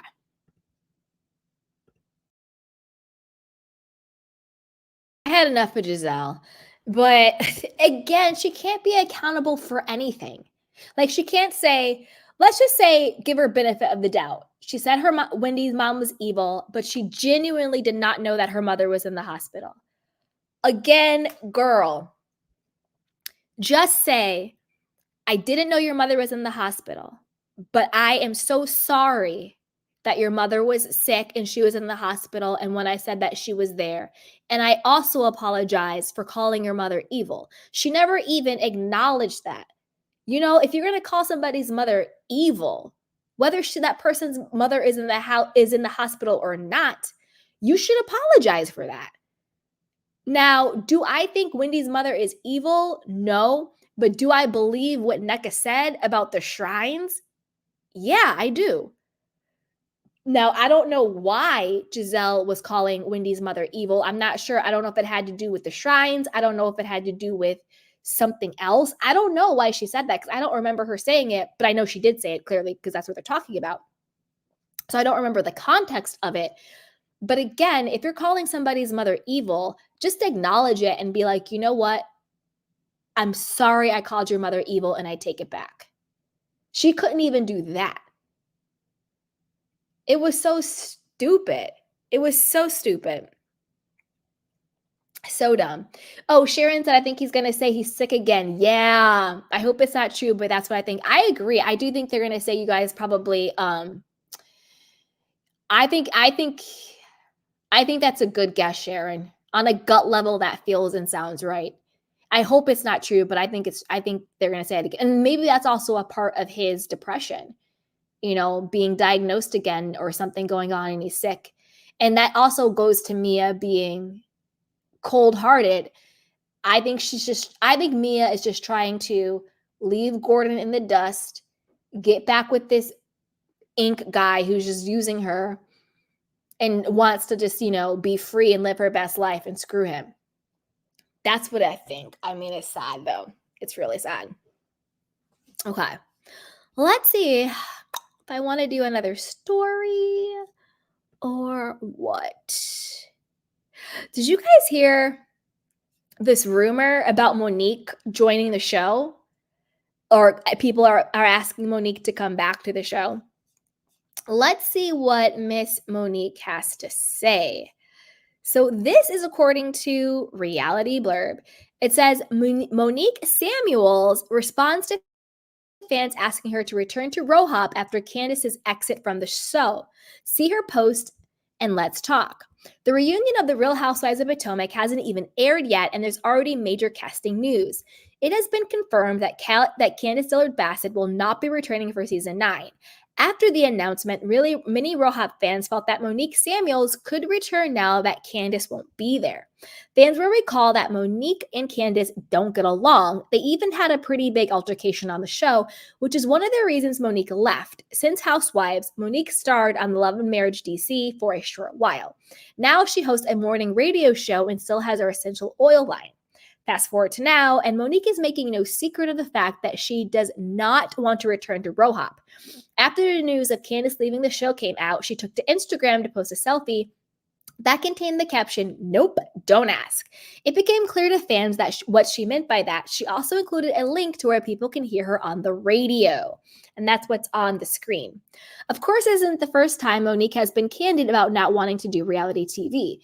As mentioned, she briefly starred in Carlos King's Love and Marriage DC on the OWN network. However, she discussed how hesitant she was to do the show and how she had PTSD from reality TV.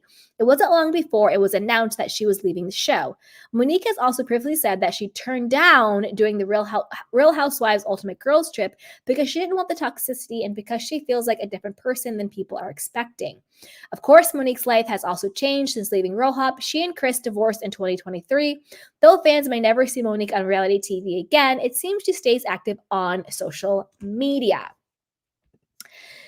Now, for me, I don't need Monique back on Rohop. And I'm torn when it comes to Monique. When she was on The Real Housewives of Potomac, I loved her. I really liked her. I thought she was a vibe. I loved her and Chris and their life and their sweet kids. When she was on Love and Marriage DC, she seemed like a completely different person. She seemed very cold, very bitter, very condescending, and very mean to Chris, her husband, ex-husband now. Very deprecating and degrading. It seemed like she was not in love with him, to me, it seemed like Monique, not like a Mia, because I think Mia's intentions were always wrong, but I feel like with Monique, she kind of was no longer sexually attracted to Chris, and I feel like once she was able to stand on her own financially, she kind of no longer was attracted to Chris, if that makes sense. And so because she just no longer really liked him, nothing he was doing was going to satisfy her or make her happy because she was just already out of it, And like just watching her and watching their dynamic was really tough on the show. 1 second, you guys.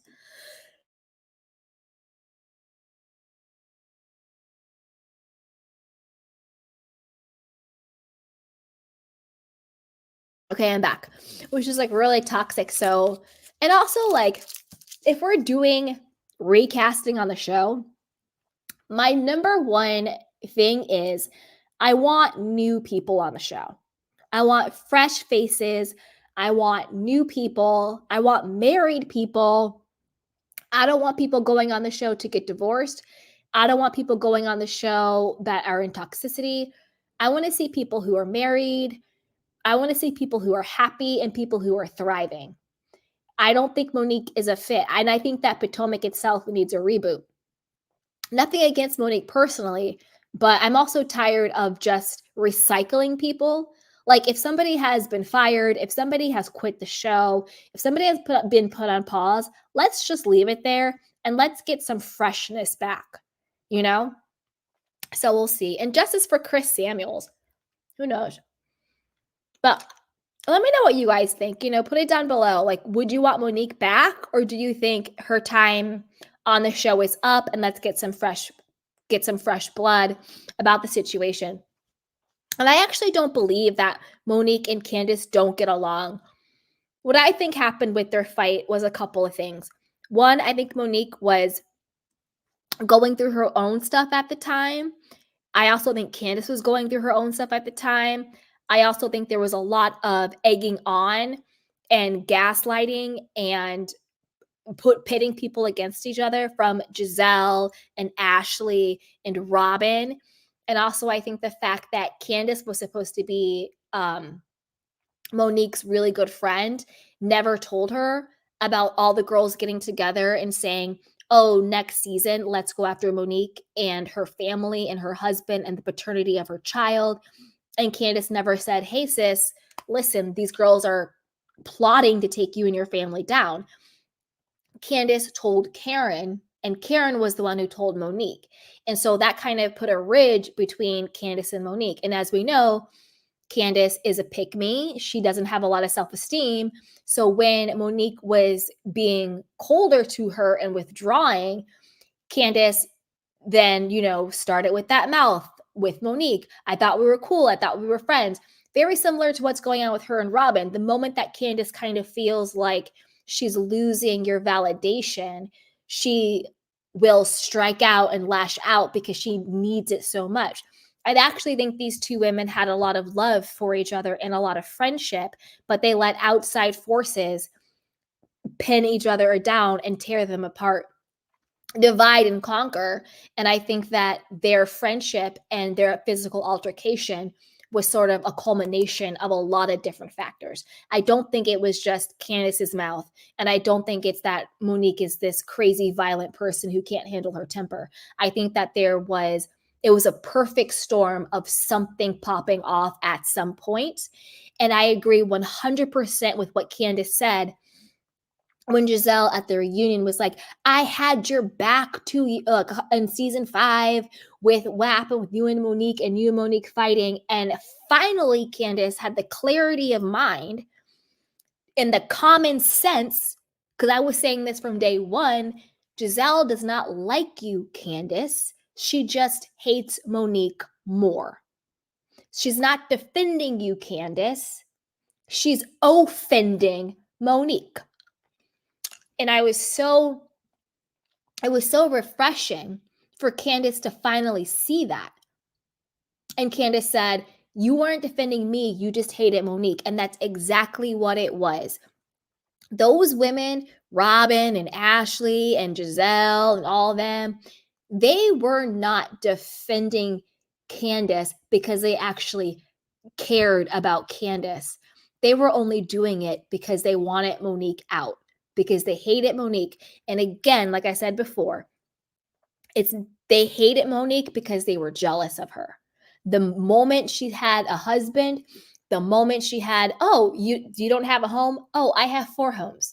The moment she had money, the moment she had a man, they couldn't stand her because Monique had everything. And Monique is a beautiful woman. Hater or lover, she is a beautiful woman.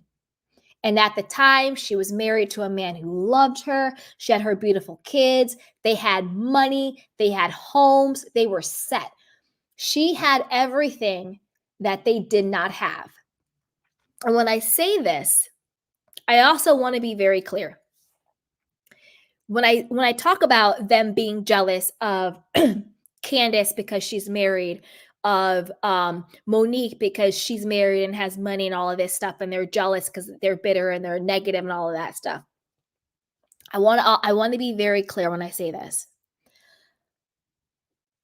Having a husband or a wife or the ring, whatever you want to call it, having money and the cars and the status and all that, all of those things are great. But they don't give you value and worth. So I don't want anybody to feel or to think that if you don't have X, Y, and Z, somehow you're not good enough, or you're unlovable, or you're not worthy, or you're a failure, or you're far behind, or something's wrong with you. I don't want you to think that, because that's the type of thinking that breeds people like Gizelle and Robin, that breeds people who have to tear somebody else down in order to feel good about themselves. Whether you are single, whether you're engaged, whether you're married, whether you're gay or straight, bi, trans, purple, yellow, polka dot, pink, I don't care. None of that makes you worthy or unworthy. You just simply are. And everything else is just nice to have. They're just choices in life. They're experiences to enjoy. So I want to be very clear at that, because sometimes, people can feel, well, if I don't have all of these things, then there's something wrong with me and I'm not good enough and blah, blah, blah, blah, blah. Because those things don't give you self-esteem. Those things don't give you self-validation. Those things don't give you self-worth. That's an inside job. That's why you have Candiace, right? Who has all of those things. Beautiful woman, very intelligent, supportive family, money, a husband, a career, but yet at her core, she's still a pick-me. She's still up on this couch having breakdowns over two women who don't even like her, not wanting to be cool with her. So if having all of those things gave you that internal validation, then people like that would have it all. So I say all that to say this: get your value and your self-worth and your love and your esteem of who you are and your identity from your inherent worthiness, not from anything outside of you. Look at Monique. She was the total package, beautiful, successful, loving husband. And now she, on the show with Love in DC, was mad and bitter, and now she's divorced. And I'm not saying that divorce is some horrible thing, but again, what I'm saying is you can still check all the boxes. But if you haven't worked out your inside game and loving yourself and your relationship to who you are, none of those things will make you happy. Right? So that's what I mean by that. But then you also have to be clear on, does this person not like me because of something I'm doing? That's just self-awareness, where you can say, well, maybe this person isn't cool with me. Am I being abrasive? Because it's not always the other person projecting. Sometimes you are being a jerk. Sometimes you are being a bee. Sometimes, sometimes you are the problem, and that's okay. You can have self-awareness too and say, well, if this person isn't checking for me because of X, Y, and Z, is there something in me that I could improve on or change or evolve? That's called self-development. That's self-growth. That's self-awareness. But you need to have the emotional intelligence and also the discernment to know the difference between the two. The difference between this person is projecting their insecurities onto me, and that is not my problem, and it has nothing to do with me, versus this person is giving me constructive feedback on how I can move in a better, healthier way. Because everybody who has an opinion on you or feedback about you is not a hater and is not a troll. It could just be an opportunity for yourself to grow. So you have to have your own level of discernment to decide who is giving me constructive feedback that can help me grow versus who is just being a hater and a troll, and that's their own stuff that they need to work out themselves. So yeah. So that's kind of what I feel about that. But let me know what you guys think. Let me know. Should we bring Monique back? Should we not? She said she's not coming back. So there's that. Okay. Let's talk about Gordon and Mia. It's messy, messy, messy. So Mia Thornton reveals husband drained their bank account when she tried to leave the marriage. In the latest episode of RoHop, Mia Thornton shared her money issues with now estranged husband Gordon Thornton. Mia revealed that when she first tried to divorce Gordon, he drained all of their bank accounts, leaving her with nothing and trapped nowhere to turn. Truth be told, the first time that I hired a divorce attorney, Gordon emptied my bank account all the way to zero and said I can't leave him, Mia shared. It seemed that Gordon, like many Real Housewives husbands before him, was trying to keep control of Mia and ensure their power dynamic stayed in place. For Mia, this was no laughing matter. Mia continued, no man or female should ever do that to anybody to try to make them stay. That's abusive. I lived my whole childhood, which I had no control over, was combative. I'm not living a combative life. This is the thing, Mia. When you go into a marriage as a transaction, you can't be pissed when a person is transactional. Meaning this. Out of her own mouth, she said she married him for his money. She said it, remember? If you married him for his money, aka the transaction, if you give me money, I will be with you. That's the transaction of it all. You can't be pissed at him when he is then transactional, meaning I am no longer going to be with you, and him saying, well, now I'm taking all the money. If you started it transactional, he's ending it transactional. I'm not saying that's healthy. I'm not saying that's right. But you have to be honest that that is the dynamic that you signed up for. And that's what you said yourself. You thought he had all of this money. You thought that this, that, and the third. You know, you married him for the money, all of that stuff. So now you're complaining that you are in a transactional relationship, and now you're saying that him being transactional is wrong. I don't know. Is it wrong? Or is he just playing by the rules that you agreed to and set up in the first place? Because like I said before, I think Gordon was spending all of this money and doing all of these crazy sex things. It seemed more to me like it was an old man trying to please and keep his young wife. I'm going to buy your love. I'm going to buy your affection. I'm going to be so cool about everything. You won't have a reason to leave. You want money? Here it is. You want cars? Here it is. You want, houses and penthouses? Here it is. You want, crazy sex? Here it is. Blah, blah, blah, blah. I'm going to throw everything at you so you have no reason to leave me. So then now that you're leaving him, you're mad because he's taking it back. I don't know. What do you guys think about that? What do you think about it? Okay. While the RoHop couple attempted to work through their marital issues by attending intensive therapy sessions, it did not seem that Gordon was willing to put in the work. Instead, he seemed to gloss over the real issues in their marriage. In fact, during their therapy session in the most recent episode of RoHop, Gordon squeezed and held onto Mia's hand for dear life, despite Mia showing physical signs of discomfort as she discussed their issues. Exactly. She is over you because there's no more money, and you are holding on to her for dear life because you don't feel enough on your own. Again, it always goes back to the self-worth and the self-love component. He doesn't feel good enough as a man that without these flashy things that he would be worthy of love or her love or love, whatever you want to call it. So he's holding on that anxious, needy, desperate energy. Because if you leave me, then what does that say about me? Right? Very sad.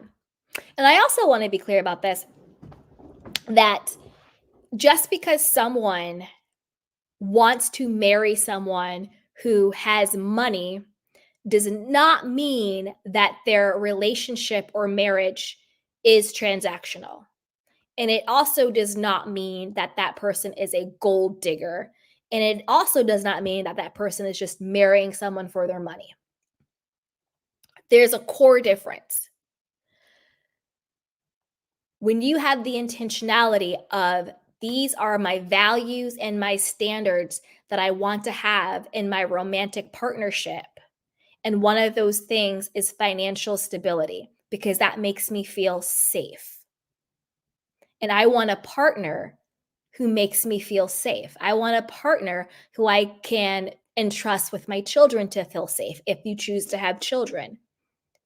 And you want stability in your life and reliability, right? So when you lead with, these are the things that I value, and based on my value, these are my standards, that's totally fine. That's not transactional. That's being intentional with who you choose to build your life with, right? Versus, well, how much money you got, and I'm going to pop it open and we can do this. And it's only based on that. It's the intention behind it. That's why there's a saying, if you marry for money, you'll be paying for the rest of your life. I personally don't think that there is anything wrong with valuing feeling safe and secure and stable financially, because that bleeds into every other aspect of your life. If you are stressed out financially, that stress will poison every other aspect of your life. That's just what it is, okay? I don't think there's anything wrong with valuing feeling safe and secure and stable within your financial world as a foundation for the rest of your relationship. So then you date intentionally. You're not dating a man for his money, but you're dating because there's this safety in it. Because there's a lot of men who don't have money, or women. I'm not being sexist, or woman, whatever the case is. You know what I mean? I don't think there's anything wrong with that. But I think it always comes from the place of the intentionality behind it. I also don't think there's anything wrong with transactional relationships either. It wouldn't be for me personally. Personally, I lead all my relationships from my values, whether it's romantic or platonic or familial or friendships. I lead from my values. What do I value in my life as a person and as people in it? Therefore, based on my values, these are the standards I create. And from those standards, then I can invite people into my life and I can also add value to them. I lead from value. But it's not everybody in this world doesn't have to live their life the way I choose to. So if somebody wants to lead their life based on transactions, I'll give you this if you give me that. As long as you're paying, I'm giving, or whatever the case is. As long as you're giving, I'm paying, whatever the case is, do you. But don't play dumb and don't play victim and don't act stupid when the bill comes due, because your relationship is built on a transaction. So Mia trying to play dumb in her marriage, oh my God, he's so controlling. Oh my God, he took the money back. Why are you playing dumb when you built your marriage on a transaction? I choose to build my life on my values. Think about friendships. I value loyalty and safety. Therefore, my standard is I need friends who are honest and trustworthy. So that's just how I live my life. People don't got to live their life that way, but don't act stupid when the bill comes due, Mia. So I want to know what you guys think about that. Let me know. Put it down below. And then, do you want me to come back next season? Do you think she should come back? Or do you think we've seen enough of messy Mia? Like, we're tired of it. We're sick of it. Give somebody else a chance. We're over it. Let me know. So put it down below. And as always, be sure to like, subscribe, and share. So with that, you guys, I'm going to drop the link in case anybody wants to come up and chat for a little bit. I've been talking forever. And then I'm also going to try and take some of your candy cane questions and comments. I'm going to get to as many. Oops, I'm sorry. Here's the link, you guys. I'm going to try to get to as many questions and comments as I can. All right, here we go. Hey, Darren Hood says, hey, Candy. Hey, Chanel Reality. She was finally received the notification before. The only problem is I know 100% we're going to completely disagree about everything. Darren Hood said, Karen Slade. Hey, Black girls getting their shift together. She goes, hey, beautiful. Hey, sweetheart. Hey, Jacob. Jacob says, hey, Candy. Fire half these girls. Thank God they started with Robin. They only need to keep Wendy, Karen, Mia, and Ashley. Let Gizelle be a friend of, and Karen since she had to sit next to her. Agreed. Black girl getting their shift together says, I forgot Nneka was there. Me too. Jacob says, Nneka is going to be next. Robin under Gizelle and them. Darren said, Karen, Gizelle, Wendy, Nneka, and Mia by Ashley and Robert. Bloop. Exactly. Black girl says, disgusting. She goes, I don't like Nneka. Me either. Miss T says, hello, Candy and all the Canes. Yay. Hey, sweetheart. Oh, I like Nneka, but she's boring. And I don't know. I just kind of feel like enough is enough, you know? Hey, Tian. What's up, sweetheart? Hi, how are you? I'm good. I'm good. Sound off.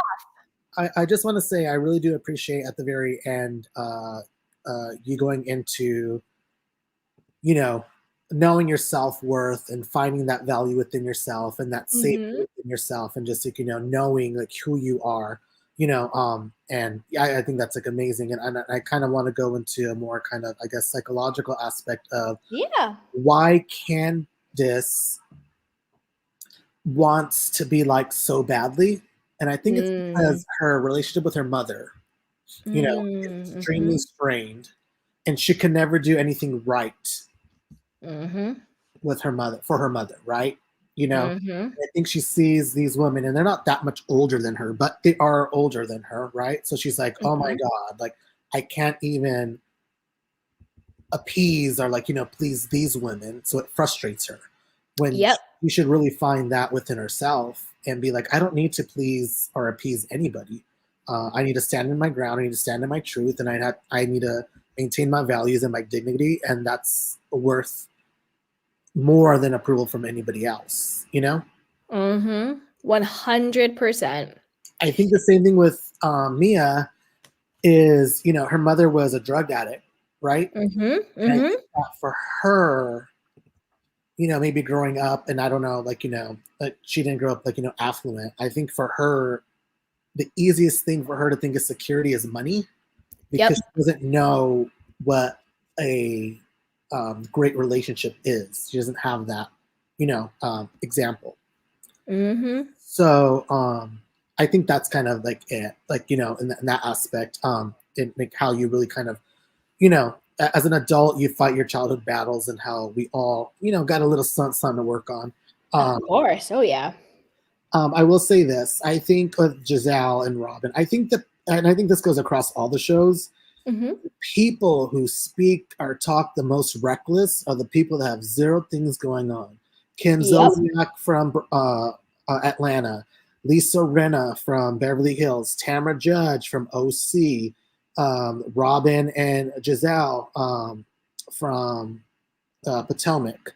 You know, they have nothing going on, and so in order for them to get screen time, one, they have to just be foul and nasty and rude,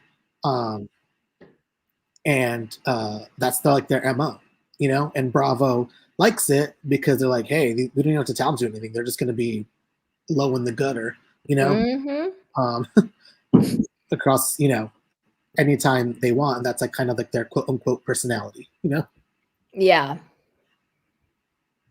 No, 100%. And I think also like going back to what you said about Mia and, you know, how she grew up, I think unfortunately when you grow up like that, you kind of feel like your only value is your body.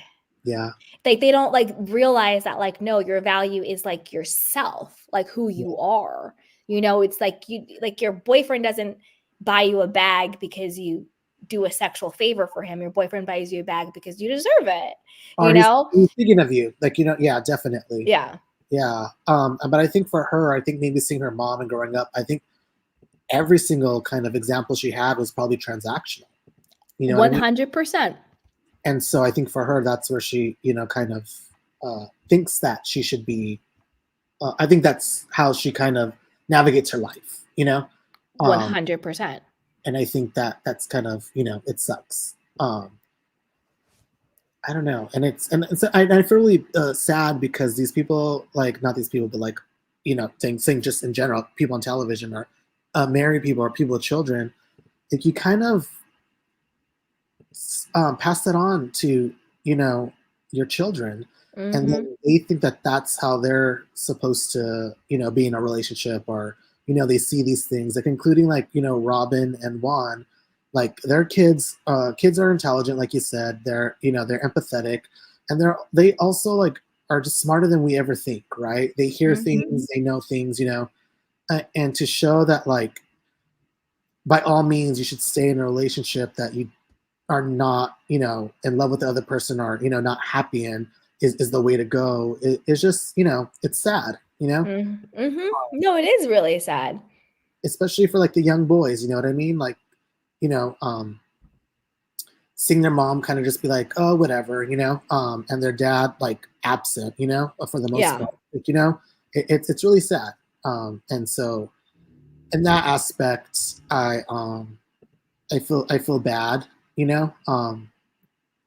I think that Bravo should offer everybody like counseling, to be honest, family counseling even.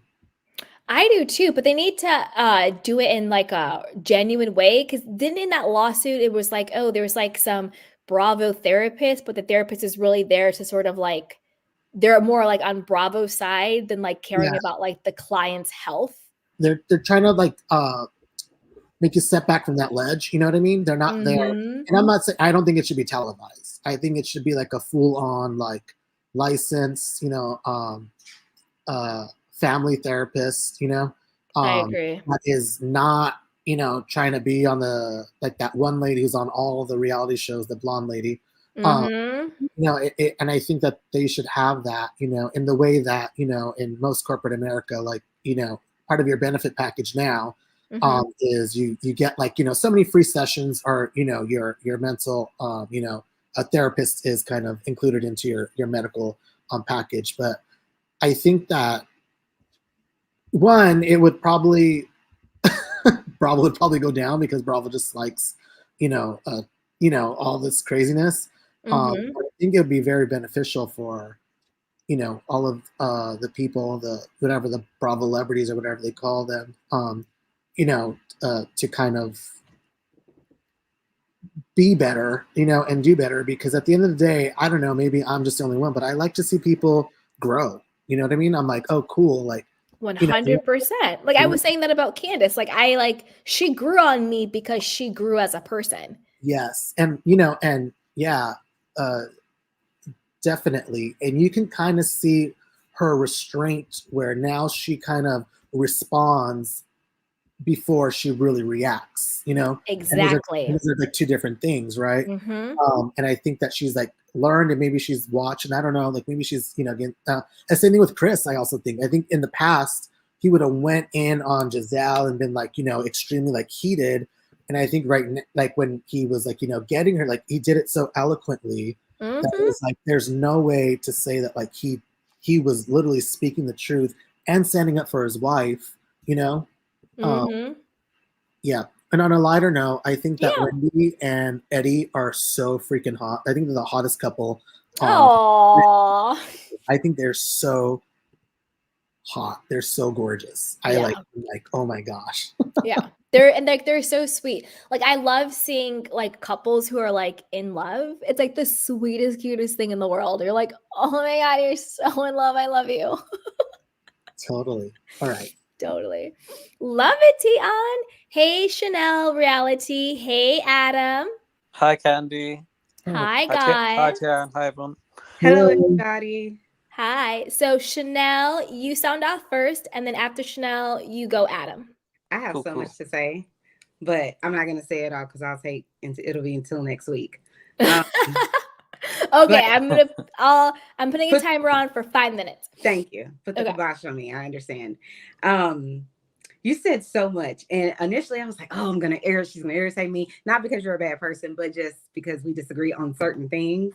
Oh, trust me, I don't personalize it. It's okay. Right, but to me, sometimes I'm like, you know how you just get when you yell at the TV, even with the Housewives or whatever. Yeah. But I was sitting here, making my little list of things that I'm gonna say later.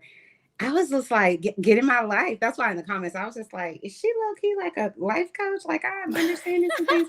And I know you're at least 15 years younger than me, minimum. So I'm like, okay, I'm getting my life. But there are a few things that I want us to talk about. And I'm just going to touch on them. I'm not going to list all of the different things. Yeah, but regarding Candiace, I know you spoke about her emotional state. And I think that a lot of people talk about, oh, she cries too much, this, that, and the third. And I think most of the reason that we need therapy, like the other guy was saying, is because we're taught to hold it all in. And so it's weird if people always cry. But I feel this way. I feel like a lot of people said this already. I feel like Candiace grew up in a household with a mom who, the irony is her mom and her dad, I believe, are both psychiatrists, I believe. And they've screwed her up. But emotionally, I feel like in the sense that I feel like she feels void sometimes, even though she has so much money and, things and stuff like that. I do feel like there's an emptiness there a little bit, which to me gives credibility on some level or credence to what people say about, oh, well, she wants to be accepted by, Gizelle or whatever. But I think it's human nature to want to be accepted. I think if you don't want to be accepted, it's kind of bizarre, in my opinion. But I think the problem that most people have with Candiace wanting to be accepted by these people is that these people don't seem to like her. They don't want to be around her. And so people have a big problem with it. But I think you would be pressed to find a human being who hasn't been in some sort of relationship, especially a romantic one, where they stayed with that person and wanted their love and whatever else. And everybody around them is like, that person's bad. He's cheating on you, whatever it is. And we can somehow do that as people. All of us, I think on some level has done it with someone. So it's kind of weird to me that it's like, well, let's just nail her to the cross because she wants to be these people's friends. I also agree. I've been yelling at Candiace just like I've been yelling at Sutton for years. Like, Kyle is not your friend. Why are you so pressed to continuously, and Lisa Randall too, be this lady's friend and try to be their friend? It's crazy. But I just do think if we look internally and around us, we'll find the same issues with the people in our family and our friend group. But I agree with you. She has, I feel like, evolved, but I still think she has a lot of work to do. But I do think she evolved in the sense of like, she realized, okay, everything here is a setup. Like truly, when it turned on her, then she realized, oh, okay, this is a true setup. So her mindset changed. So like, I think it was either last season or the season before, she was just kind of like, I am over here on my yoga mat, and y'all are not about to pull me off my yoga mat. And I think that's kind of what changed. And if you notice, she was responding, but they teach you this in therapy because I'm a therapist. You need to understand that you're going to be triggered. We're all triggered, but you need to understand where you want to go from the trigger. What's your response? What you want your response to be? And Candiace has been just like boom, boom, boom with the words or whatever. And I think at some point her therapist, somebody told her, take a deep breath, realize what's happening, sit back, be methodical in what you're going to respond. And I think that's why she was like, oh, I'm sitting on this mat over here, whatever. Anyways, I think moving on to, I would say Wendy. I know you talked a lot about it's like, Wendy, what do you want to do with your life? Here's the thing about Wendy. I'll say two things. I think she came on the show and she led with her education because that's what her strong suit is. That's something that people can't literally take from her. She's a PhD, doctor or whatever the case may be. So she led with that. People were like, oh, she thinks she's better, whatever. No one wants to hear about her and her 4 degrees. And then she went and changed herself and got her body done and everything else. And then people were outraged by that. It's like, oh my God, she's so insecure, this, that, and the third. And I'm like, if I'm Wendy and I don't have any kids, but kids change your body. If I'm her and I got the money and I don't like the way I look right now and I want a juicy booty or whatever the case may be, I'm gonna go get my body. I'm not mad at her. And the thing is, it worked. She looks amazing. I'm just saying. She wears it really well. So I don't think it's crazy of her to go do that. And I don't think that she did it because, oh, I'm going to lose my husband or whatever else. I think that lady did it for the reason she said. She ain't had no booty. She went and got one. Her boobs were sagging. She went and got some. And I'm not mad at her for it. Actually, I'm not mad at anybody for it, provided it's, I'm on camera, by the way. Provided, sorry, that's my husband. It's okay. Provided it's, you know, done in a healthy manner, like with the credible person. The other thing with her, I just feel like, I think, okay, this is why I probably relate to Wendy a little more, is because, you know, people are like, okay, well, her first season, I think she wanted to do a candle or she wanted to open a lounge or something. Are you about to get ice? I cannot. Sorry, my husband is about to get ice. Anyway, she wanted to do a candle. Then she wanted to do, I think, what was it? She wanted to have a lounge. She wanted to, I think now she has a YouTube channel or something. Yeah, she's doing like a I'm sorry. Hurry up. I'm in the middle of something. Hurry. I cannot. I can't. He needs to get ice all this time. This is why he shouldn't get married. No, I'm sorry. No, but so my thing is this. I relate to her because in 2000 and whatever year it was that COVID started, I already had 2 college degrees. One was an advanced one. And although I have a decent life, in my opinion, I looked at my life and I was like, this is not happiness for me because I'm built for 5-star hotels and room service. It just is what it is. Yeah. So I said, you know, I don't want to, because I work in an industry where people sit in that position until they basically die. I don't know if can we use that word on here, before they retire. And I'm just like, I'm not waiting 30 years to be a director or whatever. So I went back to school, got my little license, and I'm a therapist.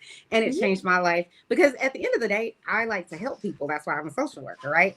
So why not get paid handsomely for it? That's where I'm at. So that's why I say I'm not mad at Wendy that she tried to figure out what would be her lane. But I also think she looked at it like this is a platform where you can grow a business. And if I could make a candle, knowing I know nothing about candles, then, you know, I can make $1 million, whatever. I also wanted to say, I love that her husband came out on the stage and almost immediately said, we made $2 million in sales. I was like, yes, happy Eddie. Because just like Candiace said, Candy on Roa or whatever, Real House, she's like, I can turn Steven, Jesus. Sorry, guys. What is it's okay. I couldn't even hear him. Oh, okay. Sorry. It's just like crackling. He's getting Doritos. Sorry. Okay. No, it's okay. I'm just kind of like Candy said, she can turn a shade tree into a money tree. And I feel like that's exactly what Eddie did. And I love that he did the happy Eddie thing. I want to say this before I forget about the Deborah situation. Okay. This is why I think that everything is a setup. And I 100% believe that, what's that lady's name? Ashley was in on it, knew it was going to happen and everything else. I can't say for sure I knew she was going to like, that Ashley knew she was going to attack the girl. But I feel like on some level, you probably know how your friends, especially when you say this person's close to you, are probably going to respond, especially since she wasn't provoked by Candiace, meaning she came in already feeling away, meaning Candiace didn't say anything to her that day. She came and approached Candiace. So here's my problem with everybody saying, and Ashley being like, oh, well, it's just my friend and I wanted my friend to be there for my day. This is the problem with that whole scenario. Tell me a person on any of the franchises that isn't even a friend of, that comes in with a camera person, cameraman, camera woman, whatever, and a light, and goes and hugs and on camera, they show a scene where she's hugging basically everybody, even Wendy. And it's like, who does that? She had more camera time than Charisse. Please explain to me how you think that this isn't a setup by Bravo. Bravo, you don't just get a mic. They're not miking everybody at the show, right? So if they're miking her and she has a camera following her around, there's a reason for it. Bravo isn't just doing that for no reason. So my thing is, it just all felt like a setup because I didn't even see Charisse in that episode. And she is the person that supposedly created this show. So it just feels very set up to me. And I think to me, it's almost like, I don't want to say terrifying, but to me, it's very dark. You know, because I'm not really a person that believes in like conspiracy theories, but I would love for someone at Bravo to tell me how that works. How you have this person mic'd up and then that person goes and assault or physically harms another one of your potential people that are on your what is it called, on your cast or under your whatever, because I think she was paid to be there. I mean, I just don't. I can't see. She definitely wasn't paid. Or and I feel that's like whatever reason. There's no way she got was paid to be there. Is all I'm saying. There is no situation where Bravo's going to give a mic to someone they don't know, especially when you know. Well, I don't know if Deborah was mic'd or if the mics caught her audio. Yeah. Well, she went to everybody. I think it was more like I think it was more the mics caught her audio rather than she was personally mic'd. It could have been that, but all I'm saying is the footage. They made sure, because you're right. You could have what is called B-roll, but we're doing this and we're doing that. And we may not necessarily use it. I understand that what you're saying, but I'm just saying for them to have her, and it seemed like at least 4 scenes before the cameras went down. I just felt like that was intentional. You know what I mean? So I'm just like, I feel like it just felt like to me very like you're creating a hostile work environment, because there is no reason for this girl to come over to Candiace to do anything. I mean, there was a reason, let me be clear, but it just I just feel like there's something more happening. And I also feel like after that happened, that's when Candiace probably made her decision to be like, I'm out. Like they're not even protecting us as the talent, so to speak. I've said, leave me alone, go away or whatever. And people say a lot about Candiace and they're like, oh, well, her mouth. But I just feel as though it's ignorant to say that when we have a judicial system that says you can say basically whatever you want to say. We have freedom of speech. So somehow that warrants you attacking me. Don't get me wrong. People can say words that make you attack them 100%. But I'm just saying it's like that supposedly is not this. This is supposed to be a cast of, supposedly sophisticated women. So it shouldn't be. Just like I think Mia should have been fired, a long time ago. Because how do you get to throw up a glass of whatever on someone and then try to physically attack them, and then they turn everything on you for a whole season? That to me is the highest level of gaslighting I've ever seen in my whole entire life. It's just like, she's wrong, she needs to apologize to y'all. Like, I can't. So anyway, I don't know if my 5 minutes are up or not. it was up. I just thought you kept going. Oh, I'm sorry. I apologize. You don't have to apologize. It's okay. No, it was one of the best 5 minutes. It was great. Good job, Chanel. Thank you. Thank you. All right, go Adam. Okay, so I haven't been watching this season religiously. Like, I've just been watching mostly like for clips on Instagram on the omfgrealitytv.com page that posts all the reality shows, big scenes from each episode. But I did see the reunion because I was like, okay, I'll just give it a go. And I think there just needs to be like a major recast. I don't want a New York revamp, because that the revamp of New York was just low budget for me. It was just not worth my time. I mean, in terms of the cast, I'm not a fan of Candiace. I don't really like her ever since she kind of got on the scene, but I will give her credit where credit's due, that she is a dynamic cast member. And if I was told by someone that I had to fire 3 of these current cast members, I would fire hands down Robin, because hello, she should have been gone like 500 years ago. I would fire Wendy because she's a sleeping pill to me. I don't have time for recycled energy. And truth be told, I would fire Gizelle. I mean, she's a fake as they come. I think there was nothing honest about this woman, aside from the fact that we see her life with her kids. But she's just, as you said earlier, we're not watching Kids of Potomac or whatever. Like, it's not that time. Like, to me, those are the 3 that I would get rid of, and I would give Nneka a second shot. I mean, at times she's kind of been, hiding like a chameleon. I don't know, like camouflage, but I will give her a second shot. But me not liking Candiace, just from a producer's point of view, I would still keep her. But I don't think Candiace is this hotshot person that people make her out that she is. I think Monique was that person. I think she was the person that actually made me excited to watch the show when she was on the show. And I mean, and Monique and Karen, and from a realist point of view, if it wasn't for Ashley and Michael, the first 3 seasons of the show would be flat.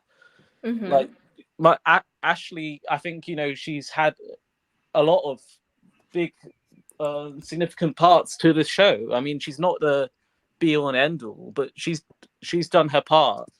In terms of whether she used Deborah was there or not, like, to kind of go there, I think, she's not responsible for her actions, but I think kind of a screw was missing when she invited her, to put that way. I kind of feel that Deborah kind of screams for thirsty, I'm gonna be like Brandy Glanville but on Potomac type of style to me.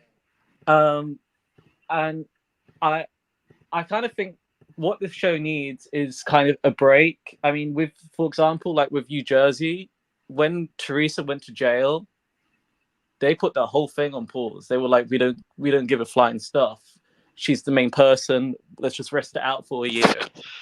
They need to do that with the show and just actually fire 3 people, bring back people like Monique, but someone like her, because she said she's never going to come back because it's not for her mental health sake. She said that's not what she's vibing.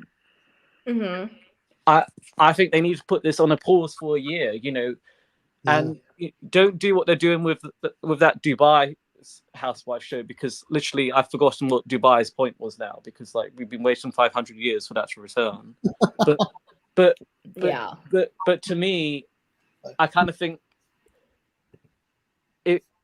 if that's what they need to do, they need to fight. I mean, Robin was meant to go after the season 5 reunion, but Monique quit, and then Robin deleted that thank you for so much for being part of the family speech that she did.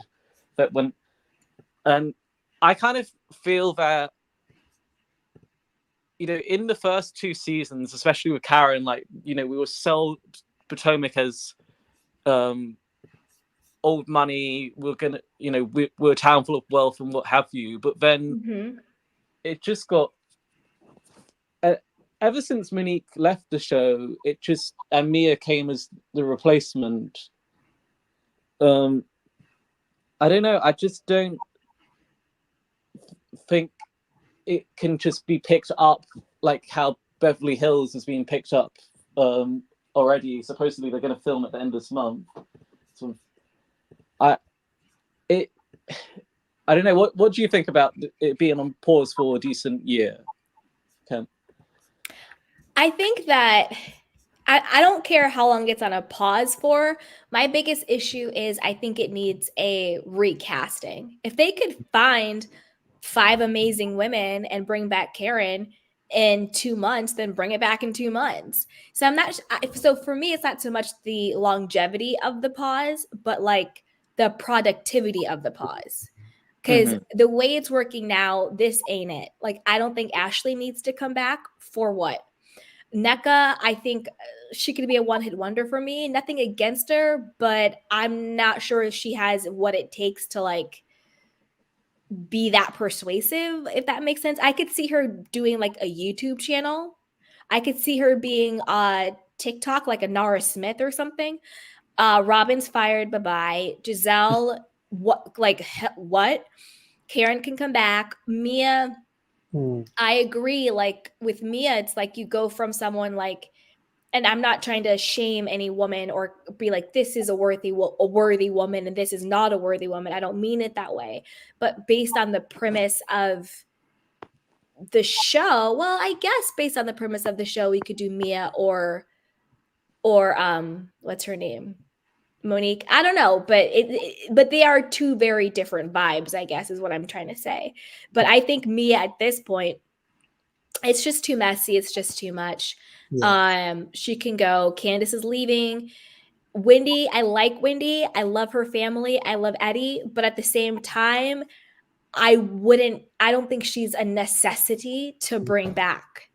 I think that even though I do love them, I don't think she's like a necessity where I'm like, oh my gosh, something would be missing if she didn't come back.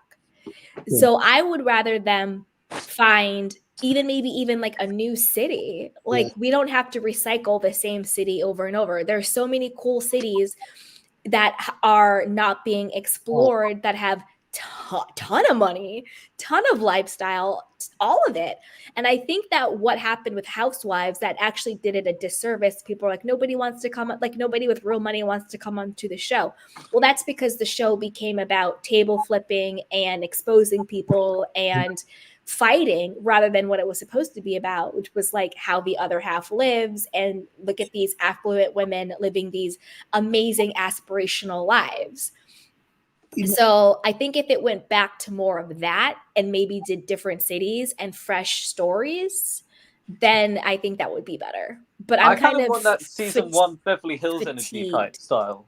Yeah, because we were so intrigued. Yeah, because like when I know I said this last time we spoke about this, but like with the season 1 Beverly Hills, when I just saw that scene of when Adrian and Lisa had those massive palatial houses, that was like, okay, what am I seeing? This is pretty damn cool. Didn't she walk across the street, Adrian? Yeah, they literally were. Yeah. They literally were just 30 seconds away from each other. If that. Yeah. But that's kind of what I mean. If they brought Potomac back and they found some sufficient cast, I mean, I kind of would rather that there was kind of 3 people from this cast, but then and 4 brand new people, kind of like what they did with what do you call it, Miami. You know, when you had Dr. Nicole Gertie mixed with the Alexias and what have you. I kind of found that kind of made the story feel a bit more authentic. But I kind of agree with you. Honestly, more cities. I mean, I think a Real Housewives of Aspen would be cool, but as long as they don't cast Mauricio as mistress, then it'll be fine. What I think would be really cool is if they did recast it, but kept Karen, and Karen kind of be the quote unquote matriarch, right? 100%. The narrator of the show, right? Like, you know, and not getting too much into the mess, but kind of really like, you know, showing like, you know, these women, like, you know, like I'm the grand dame, you know what I mean? Like, I think that could be really cool if they were like, you know, a little bit like younger, like, you know, or just like, you know, maybe even new to the city. I think it'd be really cool if, you know, they're like, oh my God, I'm exploring this city, because there's kind of, you know, an intrigue and, you know, someone kind of trying to find their place in someplace new, right? And within like a different kind of group of friends, you know, and trying to see if that works. But I think what really needs to happen is that people need to, one, stop self-producing, and then stop digging so deep into somebody's life. Like, you don't need to know what somebody has in their bank account. You don't need to know that this, that, and the other, you know, kissed a girl in 3rd grade and, you know, broke up with them in the 5th. Like, we don't need to do all that. Like, we need to just be like, yo, have fun. Show us, like, you know, what you do. Like, of course, make your money and, like, you know, use this as a platform. But it becomes like so mean. You know what I mean? And it's like, where is like the light kind of like, you know, where's the friendship? It's just all about alliances and exposing people, and it's just like, what the hell am I watching? Keep going, Tian. Yeah, like, instead of it being like, I'm gonna always bring this up, but when Lily and Kim were like walking in the rain or whatever to like, and she's like, you know, and then Kim had to like change her Dolce & Gabbana dress like in the car, like that was like fun, you know what I mean? It's like, because you do that with your friends, you know what I mean? Like, you just like cut it up and like laugh and like do all this other stuff. But like, I don't know, like there's just some like kind of like shift in where like it's like the only way I'm gonna get screen time is if I, one, expose someone, 2, argue with people for no real apparent reason and try to bring up something and say a lie. Like, you know, I think it just needs to like calm down in that aspect and be like, just tell us your life. You know what I mean? And then editors need to be really good at making that look great. And then when you come together, of course, some conflict, but resolution. You know what I mean? Not this whole entire conflict throughout the entire season where, you know, everybody is mad at each other. You know, and they come back next season like nothing ever happened, like, you know, and then they're friends again, but really they're not because they're so resentful. I don't know. Can I add something, please? Yeah, go ahead. Okay. So this is the thing, and I know you guys are probably going to be like, no, but just hear me out, because this just came to me because I agreed with you guys until about 5 minutes ago when I started listening. It's just like my incel. Okay, in my mind, I'm Wonder Woman because my name's Diana, my middle name. But anyway, if you think about this cast, this actually is an excellent cast, even including Robin. And let me tell you why. So you have the Grand Dame who really pretends as if she's this, you know, almost like Wizard of Oz character. She's so above the fray. She has all these manners and etiquette when she really doesn't have any of that, in my opinion. And give her a fireball or two, and it's all gonna come out. But she presents as this like polished lady who will also be the sniper from the side and gets everybody together, gathers them on site. So I think she's needed. Then you have Gizelle. She is the consummate beautiful lady who can't get her life together. No man wants her for whatever reason, and she's so beautiful. That's the irony of Gizelle. So she's bitter, right? Okay. So then you have the ditz. What did Karen say? She's the dizziest sitting at the table. You have what's her name? Robin, who has the man who doesn't want her, who is really her roommate, but she seems clueless. But we all know that she understands what's happening. I'm not really sure about Nneka yet because she showed absolutely nothing in her life, really, other than she wants to have a baby just to really have one for everyone else. I don't feel like you should be having children for your heritage or anything like that. I think you should be bringing people into the world because that's what you want to do. You want to nurture and care and whatever.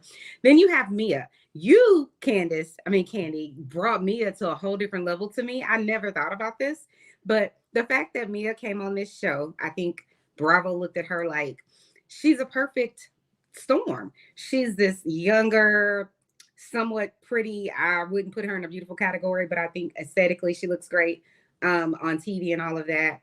She's, I hate to say stolen, but, you know, ran off with this woman's husband, and he wasn't a good guy anyway, seemingly. And now he's old and his thing doesn't work, and she's leaving him for the young guy. But that's an even better story because then, like you said, this young guy is using her, and in my opinion, has been using her all this time, and is probably very thirsty and can't wait to get on TV. And that's, in my opinion, genius on Mia's part, even though I don't think she's that bright, to bring him in now, because now she can get rid of the old man and we can see what her next 2 or 3 years on Housewives, if she makes it, is. You have Candiace, who's a spicy, I'm not going to back down for any reason. I'm going to cut all of y'all off, and I'm going to also do it in my Giuseppe heels, and I'm educated, and I'm cute, and I can sing, and I'm Miss United States that no one knows who I am, but I'm that girl. I love it. I love Candiace. I know a lot of people don't. And then you have Wendy, who, although I only really like Wendy because they went after her in her marriage for no reason. But she's 100%, like you guys said, boring. She doesn't, even to me, like, she says, okay, well, I'm this commentator or whatever. When she talks, and I love Wendy, I do, but when she talks, if I'm being honest, Candy, I think you have a more, I want to listen to what she's saying, analytical, I can follow what she's saying type of wordplay than Wendy, even though Wendy is smart. You. And I'm not saying that because I'm on your channel. I'm saying that because I truly do believe it. I think Wendy's intelligent in all of the ways that matter, but she doesn't come across like, you know, when you watch people spar on the different Fox News or whatever, it's very interesting to listen to certain people. I don't get that from her. And then you have, what is this girl's name? Ashley, who has no business. And she's in everyone's business because she doesn't have a life really. Well, she does now with the kids. And then she has this gross older husband situation, same thing that Mia has, except his wiener or whatever does work. And he's putting it in everyone's pie. Like, it's disgusting. But like someone else said from the beginning, I don't know who it was, he was her story. He's this out of control, I said it, alleged millionaire who You know what I mean? Like he's gross looking. There's nothing attractive, and I've tried to find it. And even the money is I couldn't. So I think she fits in because she is just beyond the pot store. She lies or stir. She lies about whatever. She is, I think Carlos King called her just like a producer's plant. She doesn't really bring anything. And if you notice, since he's gone, where is her story? Her story is let me make with the new girl mad at Wendy and then have them have conflict and pretend like I didn't mean to do it when you really did mean to do it. And then let me have my friend come here and create conflict at the end with Candiace, who I am jealous of. I personally feel of her life and what she wish she had and she doesn't. So I think the cast could work if they had the things like I would say like Jersey, where there was real friendships somewhere, real relationships, because I think Jersey worked not necessarily only because of Teresa. I think it started working when Teresa and Danielle and Jacqueline when Jacqueline called out Dina for being, she's like, you're a liar or whatever.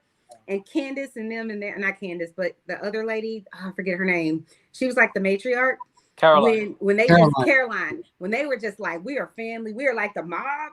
It was just like, you can't stop watching. You know what I'm saying? I feel like if they could get that part together, I would love the affluence, but I don't really think the people on this show actually have it. Maybe with the exception of Michael, maybe, but even him, I don't see him having, aside from this house. Right, but that's why the show doesn't work, and that's why it's not, and that's why it's not working. So like you went through like all the archetypes, which makes sense, which have worked at some points, but it just goes back to what we were saying before. It needs to be recast. Right, so that's what I'm saying. They have the makings of a, like, if these people could be smart about it and not so devious. But this is the problem: the bell can't be unrung because of places like Zeus and what's the name of those shows that I can't stand? The Love and Hip Hop and all that, where people have to fight and do all this stuff. It's like the bar is so low that in order for people to be entertained, not people like us, but I'm saying in general, they feel like they have to have, let me pull out everybody's skeletons. And I like skeletons and I like people, having some sort of, issue or whatever the case may be, but it needs to be authentic. It doesn't need to be malicious. You know what I'm saying? So that's it. Sorry. No, you don't be sorry. You're good. And I agree. I think each and every single one of them are like wonderful people. However, like, Robin. You know what? Yeah, including Robin. Like, I think she's a good mother. Like, you know what I mean? I think that she I think she's like boring, right? And I think that, like, you're kind of just like, what are you doing? But like you said, like, there's no kind of like thread. There's no history between, only people that have history are like Gizelle, Karen, and Robin, right? And we know that only one of them out of those three, it couldn't carry a show. I think what Gizelle should do next year is like go through a whole like lean into how people hate her style and hate her interior design, and like hire a stylist and be like, and make fun of herself and like, you know what? I don't know what the hell I'm doing. You know what I mean? Like, and I think that can be so interesting because it's like, whoa, you're self-aware. 2, it's light, you know what I mean? And like 3, like, it's kind of funny, like, yeah, you're right. Like, I don't, I think that could be something cool, like, for her. I think Wendy is so dynamic and multifaceted. I think she's amazing. And I think that like you're allowed to be so intellectual and still want to have body, yaddy, yaddy, yaddy, and more Audie. And I think that you're also allowed to want to do this, that, and the other, right? I think what's wrong is that like they're fighting just to fight. They're not even fighting because there's like something really going on. It's good looking for stuff. Yeah, and it's like potentially. You're grasping for straws, right? Is that the term? Yeah, grasping for straws. Mm-hmm. I was like, oh my God, maybe I'm not even. No, you're good. You're good, sweetheart. I think Nneka came in with an agenda to kind of go after Wendy, but then her tail was between her legs once she realized that there was really not going to be anything, because Wendy just said, nope, I'm not going to talk to you. I'm not going to do this with you. So there's going to be this interaction, really. And I think like from then on, she kind of was just like almost scared. You know what I mean? Like, oh, did I do something wrong? you know, like, or like, how do I like get out of this? And I think that if she would have just came in, like, you know, being herself, she's also very like, like she's very accomplished, and showcasing that could have been really cool, And I think that there's a lot, talking about having a child, and like, there's plenty of women, who are families that are going through this, not just women, but just families in general, that, having a child is a huge responsibility, and there's a lot of ups and downs, and, and I think if she would have focused on that kind of more, and like her, like, I don't know, I think every single one of them are like great ingredients, but when you put them into a soup, it doesn't really taste that good, if that makes sense. Interesting analogy. Agreed. Exactly, because it's not working. Like, even at the beginning of the reunion, Andy was like, it was kind of hard to watch this season. Like, even Andy said it at the beginning. So I like, it's not working. I think in moments and maybe seasons and maybe episodes, it has worked. But I think the way it stands, there needs to be some fundamental change. Yeah. I mean, and it already has, Candiace is gone. Allegedly, Robin's gone. So it already is fundamentally changing. And I think it'll be for the best. And I think like newness and freshness, not just for Potomac, but like, everything. Honestly, across all entertainment, all niches, whether it's music, whether it's actors or writers or directors or producers or executives or reality stars, I'm just so tired of seeing the same people over and over and over again. Like, we have billions of people on this planet. There has to be somebody else who can do this stuff. And like everybody, not everybody, but I think that there's just so many more people who deserve chances than just recycling something over and over and over again. So it's not just Potomac I feel that way about, where I think it's just kind of stale at this point, but I think a lot. And like, look at our music industry. That's basically crumbling right now with everything going on. I'm not going to get too far down that hole. Look at what's going on with like television and TV and the strikes and all this stuff. I do think that there's like a general reckoning of change, and even definitely. like the fall of celebrity, like it's the whole conversation. Like, people now aren't even, there's really no more like celebrity anymore, where people are like not worshiping, but like really looking up to and really being inspired by. Like, there's really no celebrity anymore. So crazy. May I speak about that? Like, yeah, go for it.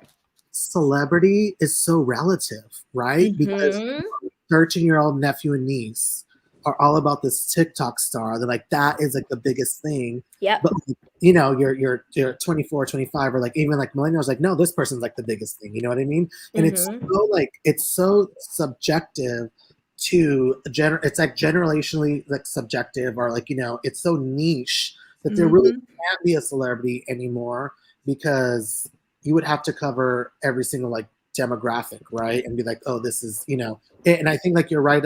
And sorry. And thought for that. I'm sorry. That's why there's so many sequels. Like, you know what I mean? It's like, whoa, with anything original, like, I would almost love it if they just cycled, like, 1 year we have like this cast, and the year we have this cast, like, and then see who fits, like, or something, you know what I mean? Like, no, I think I think we talked about this before. I think exploring new cities would be great. Yes, definitely. Yes. And then 2, if it doesn't work, let it not work. You know what I mean? Be like, all right, cool, we don't explore that again. You know what I mean? I think that's like, or just stop being fake about it. Be like, they don't know each other. You know what I mean? Just because they want to exactly. Like, just be real, because that's Like why we're Big getting Brother? like Anna Marie's and Kyle's, and it's just like not working at all. Can I say something? I mean, about that whole thing with Kyle was just beyond. I mean, ridiculous. Can I ask you guys just an honest question? Yeah, of course. With you said like you want to see other places, and out of all the states that currently don't have a franchise, which state do you think deserves it the most? I don't think a state. I think an area. I think the Appalachian Mountains. Really? Because they're Who are in the Appalachians? I don't know. Okay. Oh, I don't know anybody. I'm ignorant. Sorry, I don't know. No. Yeah, you don't know anybody. I don't know anybody there either. But there's like it's a community of people who like are so far removed from like almost the outside world, and a lot of them like are like I don't know if I could say this on here, but like inbred. But so interesting because you're just like there's like a whole documentary on it, and you're just like it's just so like wow, like this is like there's a documentary that follows people for like years and years and years. You're just like, oh my gosh, this is crazy. But like things that are interesting, but also not just interesting, but like putting focus on something, right? Like that meaningful. Almost like what they tried to do with Salt Lake City.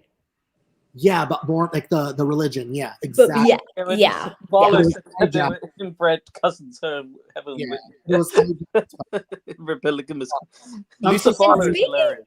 And speaking of Salt Lake City, I also think a big update they need is maybe get new production companies who are the people who are actually the boots on the ground. Because I feel like Evolution and Shed Media, like they've had such a lock for so long that they're too esoteric. They're not actually hearing what like the bigger collective consciousness of like YouTube and Twitter and what we're all really thinking, and they're not doing their due diligence when they're casting people. That's why we're getting people like Monica in Salt Lake City. Did you hear about Rihanna? So Rihanna just publicly announced randomly on her Instagram that she wants to see Monica back in Salt Lake City. Rihanna has bigger fish to fry. She need like that. The whole Rihanna stuff is nothing but like a red herring. She needs to worry about other stuff. I'm like, that is the worst case scenario for me. I mean, that literally to me, I can't. Sorry, she had something to say earlier, and I think we totally just rambled over her. I was gonna say two things. One about what's his name? The Real Housewives of Potomac. I think even though these ladies all have a very similar back histories, if you think about it, half of the cast has cheating husbands or boyfriends or whatever it is. So to me, there's so much commonality there, and they have a whole lot of strife within their, families and things like that. So I think they have commonality. I just don't think they use it because they use this platform for, let me find, like everyone said, let me find what's wrong with someone so we can just focus in on that and try to tear them down. But I do think the one thing that they all agree on and always have fun with is either making fun of Karen. Remember when what's her name? Ashley was running around in Karen's wig. Listen, and when Candiace was trying to fix Karen's wig at that barbecue, that was everything. But what I was gonna say is the thing that they all have in common and they all laugh about is something dealing with sex. They always get along when they're talking about something like that. So I wish it wasn't that, big of a thing, but that is to me the only thing that they can agree on and laugh about. But I will say, I wanted to just say something really quickly about Anne Marie, because I did a video on her yesterday from what's that show she's on, Beverly Hills. I for a second wanted to give this lady a bone and say, Bravo didn't do what they needed to do. And they didn't. Bravo had a whole story of this lady and they could have played it, but I think they didn't because I personally think her husband was problematic in some way, personally, and they probably didn't want to have their whatever attached to that. But now I'm happy that, they let her go. Not necessarily because she was annoying or whatever, because like I said, I think she had a good story. They just didn't tell it. I'm glad she's gone because she doesn't even realize she's still being used by Kyle. And this is how I think she's being used by Kyle. I think Kyle gave her marching papers to go and try to make it seem as though Sutton is an alcoholic and Sutton is some sort of liar and has a food or eating disorder. That was part one. And then I feel like part two is still going on because she's going online like I feel like trying to annihilate Garcelle because she doesn't like Garcelle or whatever. And it comes across as I am a bitter ex-girlfriend who got broken up with in front of the world. And even my job and my credentials, no one believes anymore. Everybody's questioning everything that I am within an inch of my life. And it seems like, I'm like, girl, just please go sit down. And she's still, in my opinion, carrying out what's her name, Kyle's agenda, because think about it. Kyle I doesn't disagree like with that. Kyle doesn't like Wait one just second. let me just finish this one Well, thing. And then, wait. Let me just say this because Okay. it's my channel. I don't think it's Kyle that she's being the mouthpiece for anymore. I actually think it's Lisa Rinna by way of Dorit. Because everything that Anna Marie is now saying about Garcelle and Sutton and Crystal sounds just like Yes. Lisa Rinna I agree. pulling everybody's strings the way she used to. She even said on because we did a almost like a listening party of Carlos King's interview she did. And she even said, "Oh, Crystal said Lisa Rinna made up stuff all the time and blah blah blah blah blah," and talking about Garcelle and Garcelle playing the race card and no one can go against her and this, that, and the third and blah blah blah blah blah. It all just sounded 100% like Lisa Rinna. And Anna Marie has also kind of gone really cold against Kyle because I don't think Kyle is even paying Anna Marie any dust. And the truth is, Lisa Rinna doesn't like Kyle either. But she definitely has a bone to pick with Garcelle still and Sutton and Crystal. So it seems to me like she went from being Kyle's mouthpiece to now being Lisa Rinna's mouthpiece by way of Dorit. Because even on the reunion, Anna Marie was sticking up for Dorit. She was like, this one here was the one who stuck up for me and you didn't and blah, blah, blah, blah. And like, it was just the dumbest, weirdest thing. Even Dorit, who she was having her back, was looking at her like, girl, like, be quiet. Like, no one's listening to you. So that's what it seems like more. And I feel like Kyle and Anna Marie, they're not that they're necessarily on the outs because they were never generally on the end. But I think that it's just kind of like nothing. Like, I think Kyle is off doing her little thing with Morgan and with Mauricio and all of that. She was even on the Jeff Lewis show, and she basically was like, I don't know that girl. She's like, I met Anna Marie once.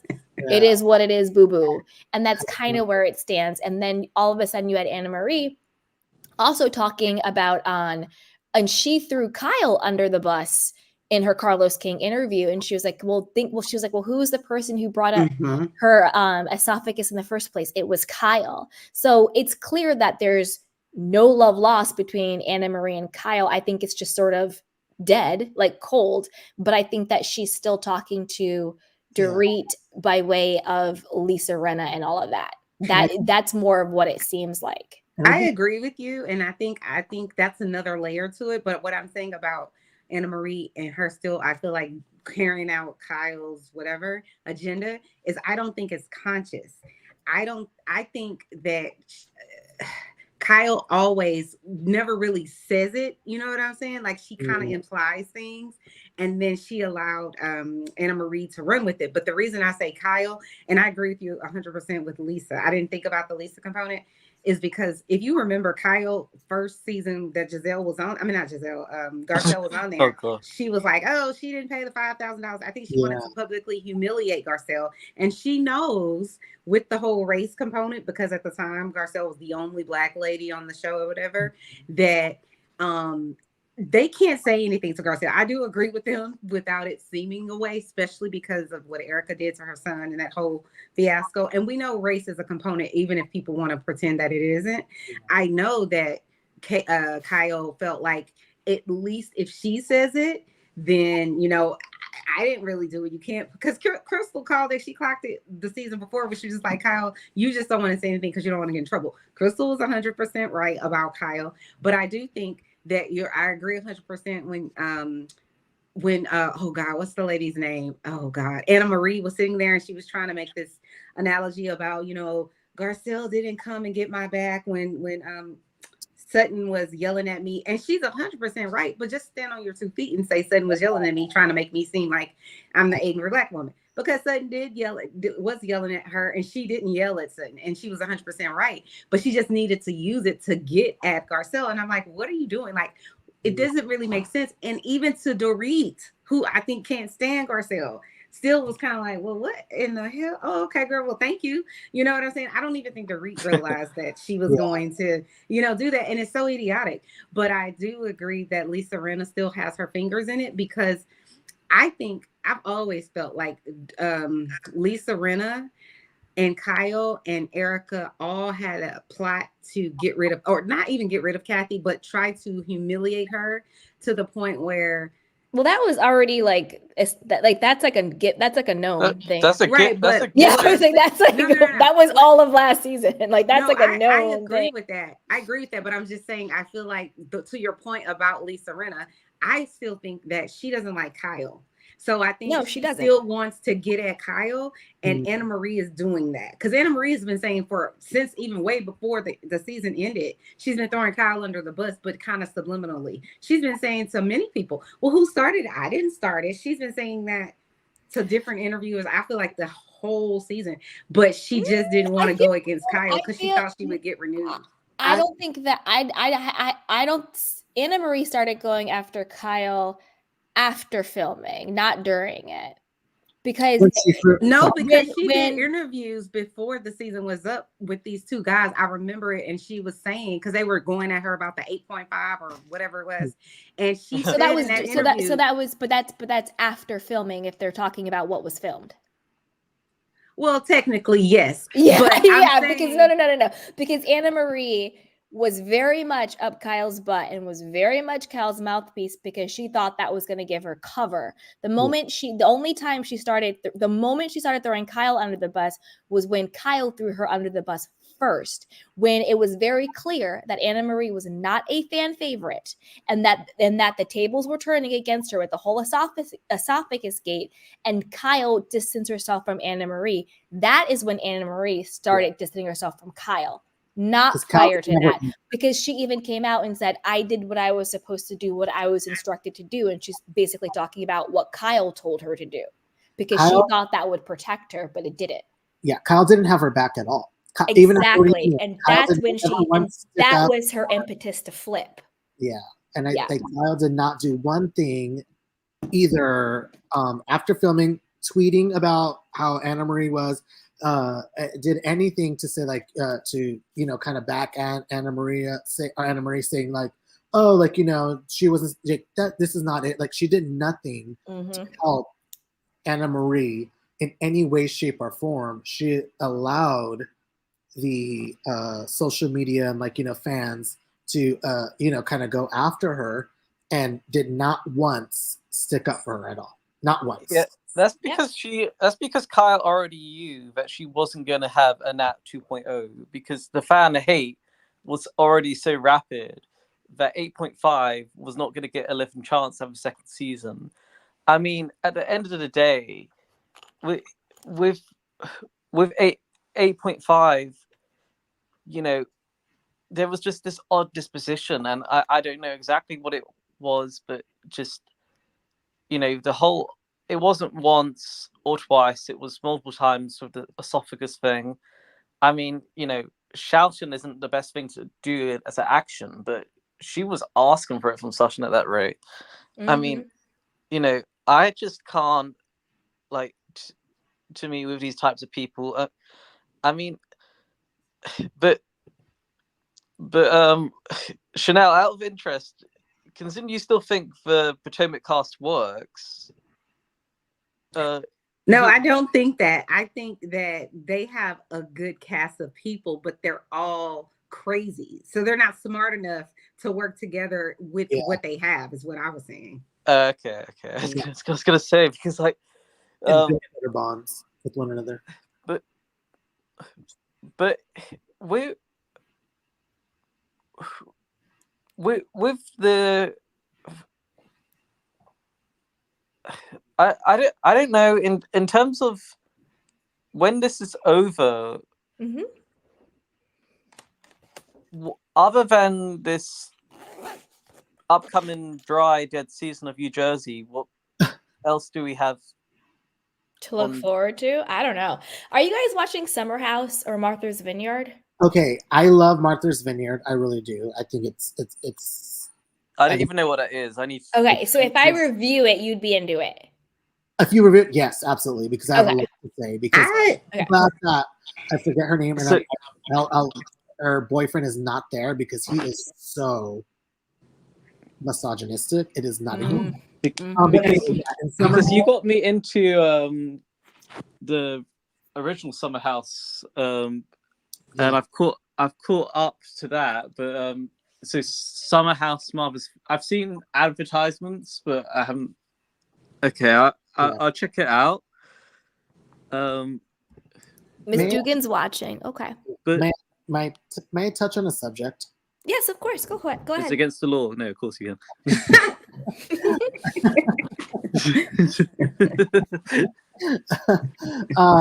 Well, you don't even know our laws. You're not even in United States. Not you don't even know our laws. No. Okay. So here's a thing that happens all the time. Okay. Right. Which I get kind of really angry about is that when not really angry, but it kind of just grinds your gears. It disrupts my vibe. Okay. Okay. But when someone is, especially like with race, right? Because it is very sensitive. Mm-hmm. But like when Candiace was saying, like, there's like a colorism like kind of issue, right? And like Robin like had this whole dramatic, and maybe I should be more, understand. No, you're spot on. It was dramatic and performative. But it's like instead of saying, let me listen to this person explain to me how they felt this was colorism so I can learn something. Mm-hmm. So I can say, hey, guess what? It could be me.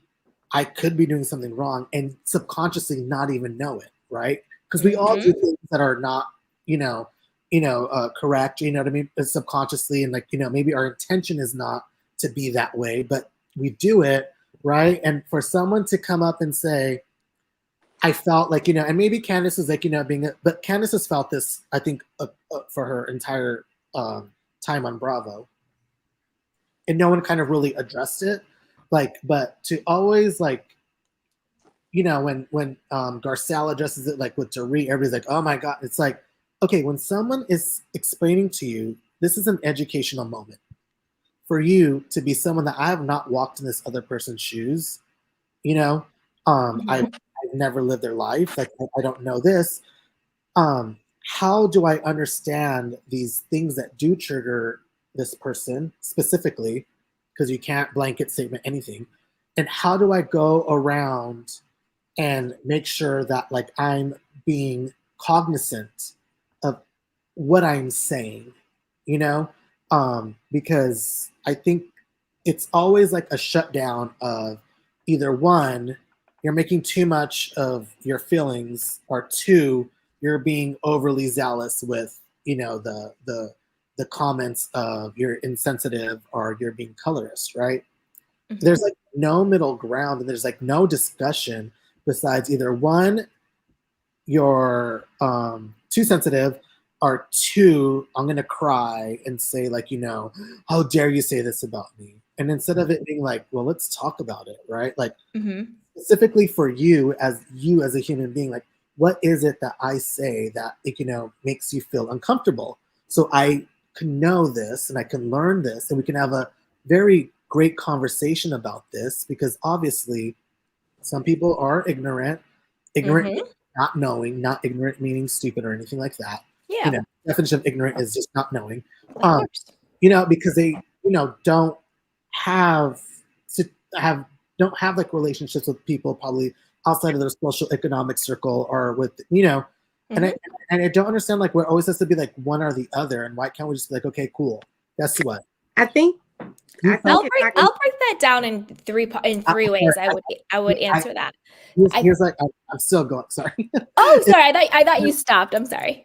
Instead of it being like, now I lost it. But instead of it being like, you're too sensitive, or you just don't know and you will never know, right? And I'm I'm not Black, but I am a person of color. I am brown, and I don't know. For me, it's always kind of just like, how do we just have a conversation? And I know that it's triggering, right? Because there's history and there's past and there's things like that we've all kind of dealt with, regardless of your past experiences. But like, how do like we consciously and like say like, hey, this hurts my feeling because of this, and I don't think you're a racist. I don't think you're this. I don't think you're that other. But you just hurt my feelings when you say this, and just know that there could be other people that feel just like me. Like, and I don't. I guess it's so. What is it, like, divisive or? Just, yes, divisive is the word. Yeah, I think it is, and I sometimes wish that like a conversation can be had so people can really understand, because I think like viewers just see one or the other, right? They're either on like left or they're on right or they're left or whatever it is. But I would love to have like more dialogue with that, so everybody can understand, like, yo, like, this is how I feel and why do I feel this way? And yes, you're not, maybe a colorist or not like a racist, but like, you can't say these things, you know what I mean? Like, because of this, And okay, I'm done. Sorry. Okay, okay. No, it's a really great question, and I'll break it down as much as I can. I took notes. Okay, I think I'll tackle the first part. I think there's actually 3 different conversations going on, and then I'll tackle the last part about how do we have these uncomfortable conversations in productive ways. So the first is, I agree with you 100%. We were talking about that earlier, about just the level of self-awareness where you can say, well, wait a minute, you're saying I'm racist or colorist or I'm this or I'm that. Well, how am I being that way so I can grow, so I can understand, so I can learn?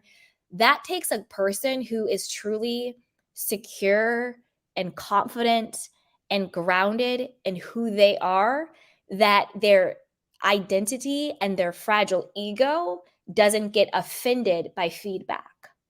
Because people who lack that level of emotional intelligence and self-awareness and self-esteem, they take any type of feedback as a threat, as a fight, as something against them, as who they are, rather than just information that they can use to better themselves. So it's just going to take people who are doing the work and who are self-aware and who are grounded in being open to being better versions of themselves without it meaning that there is something wrong with who you are now. Because remember, when you want to do self-development or work on yourself or change, it's not an indictment on who you are, saying there's something wrong with you now and you need to change in order to be a better person. No, you're still a good person. You're still who you are. You're still loving and worthy. These are just different things that you're going to do to even be a fuller expression of yourself in the healthiest, happiest way. So I think people have to take feedback in from a different perspective. And I'll get more into what I mean by that when I talk about having those uncomfortable conversations in productive ways. So that's the first part. The second part is Candiace versus the way that Candiace is received versus the way Garcelle is received when they're talking about colorism or racism. I think we have to be specific about those 2 examples, because when it comes to Candiace, I think, again, it's rooted in her wanting to know, why don't you like me? Or why don't X, Y, and Z like me? And so for her mind, trying to create the why, instead of having that foundation of, well, what are aspects about how I'm showing up? Could I do better in order to be more received? Even to bake onto that, where I think Candiace is lacking with the whole discernment thing is, she so wants to be validated by these women. It goes to, of course, everybody wants validation. Of course, everybody wants to belong. But the part that you have discernment and intelligence is learning, who do I want to belong to? That is really the level up and the come up, is knowing who are the people that are safe for me to belong with? Who are the people who are safe to seek validation from? Because Gizelle and Robin are not safe people. But maybe Karen's safe, maybe Wendy is safe, but the people who actually accept Candiace for who she is not enough for her, because for whatever is going on in her psyche, she needs to win the affection of someone. She needs to win the validation of them, because she's not doing tears and losing her damn mind and the triangles and all of this and being a hot mess over Karen or over Wendy. She's doing it to the people who she feels are rejecting her. and I think that's a cycle she needs to break. So the reason why I think it doesn't land when Candiace talks about her feelings of colorism, for me, and I'll just speak for myself personally, for me, it doesn't land with me because I think that's just another thing that Candiace is trying to figure out of outside of herself. Not that her color isn't herself, obviously, but outside of herself as, well, you don't like me because of my skin color. That's it. That's why you're being so mean to me. That's why you're not accepting me.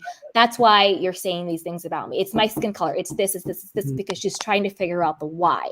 And that's why it doesn't land, because to me, it's coming more out of Candiace's own insecurities rather than what I think is actually happening to her. And that's why I don't think it really lands with Candiace. Got it. Versus with Garcelle, the racism when it comes to Dorit, it is so painfully obvious that Dorit is doing these microaggressions, overt aggressions to her. And also the way that Garcelle handles things, she's very direct. She's very clear. She's very present in the moment. She's very grounded and confident in herself. She's not seeking validation from Dorit. She's not trying to be liked by Dorit. She's just saying, this is the experience. And she even says, when you talk like this, it makes me feel this type of way. And it's coming from a more authentic, stable place. If that makes sense. So I think very specifically, that's why people receive what Candiace says about colorism versus what Garcelle says about racism differently. And then when you were talking about having the difficult conversations, but in productive ways about the racism and the sexism and the homophobia and the colorism and all of those things, I think the biggest part is that a lot of times in those conversations, it's like any type of healthy communication skill, any interpersonal relationship that you have, both participants need to have a level of capacity to set their ego aside. Because the reason why those conversations usually aren't productive is because the person hears, I am wrong and you are right. What you're doing is wrong. You're wrong. You're wrong. You're wrong. You're wrong. You're wrong. Because ego says, in order for me to be right, someone has to be wrong. So they're operating from that because we get defensive, right? If someone's like, you're a racist, you're a colorist, what do you mean? Like, we're going to get all up in arms, or you're doing this, because we want to so much defend. Our ego wants to defend. We want to be right.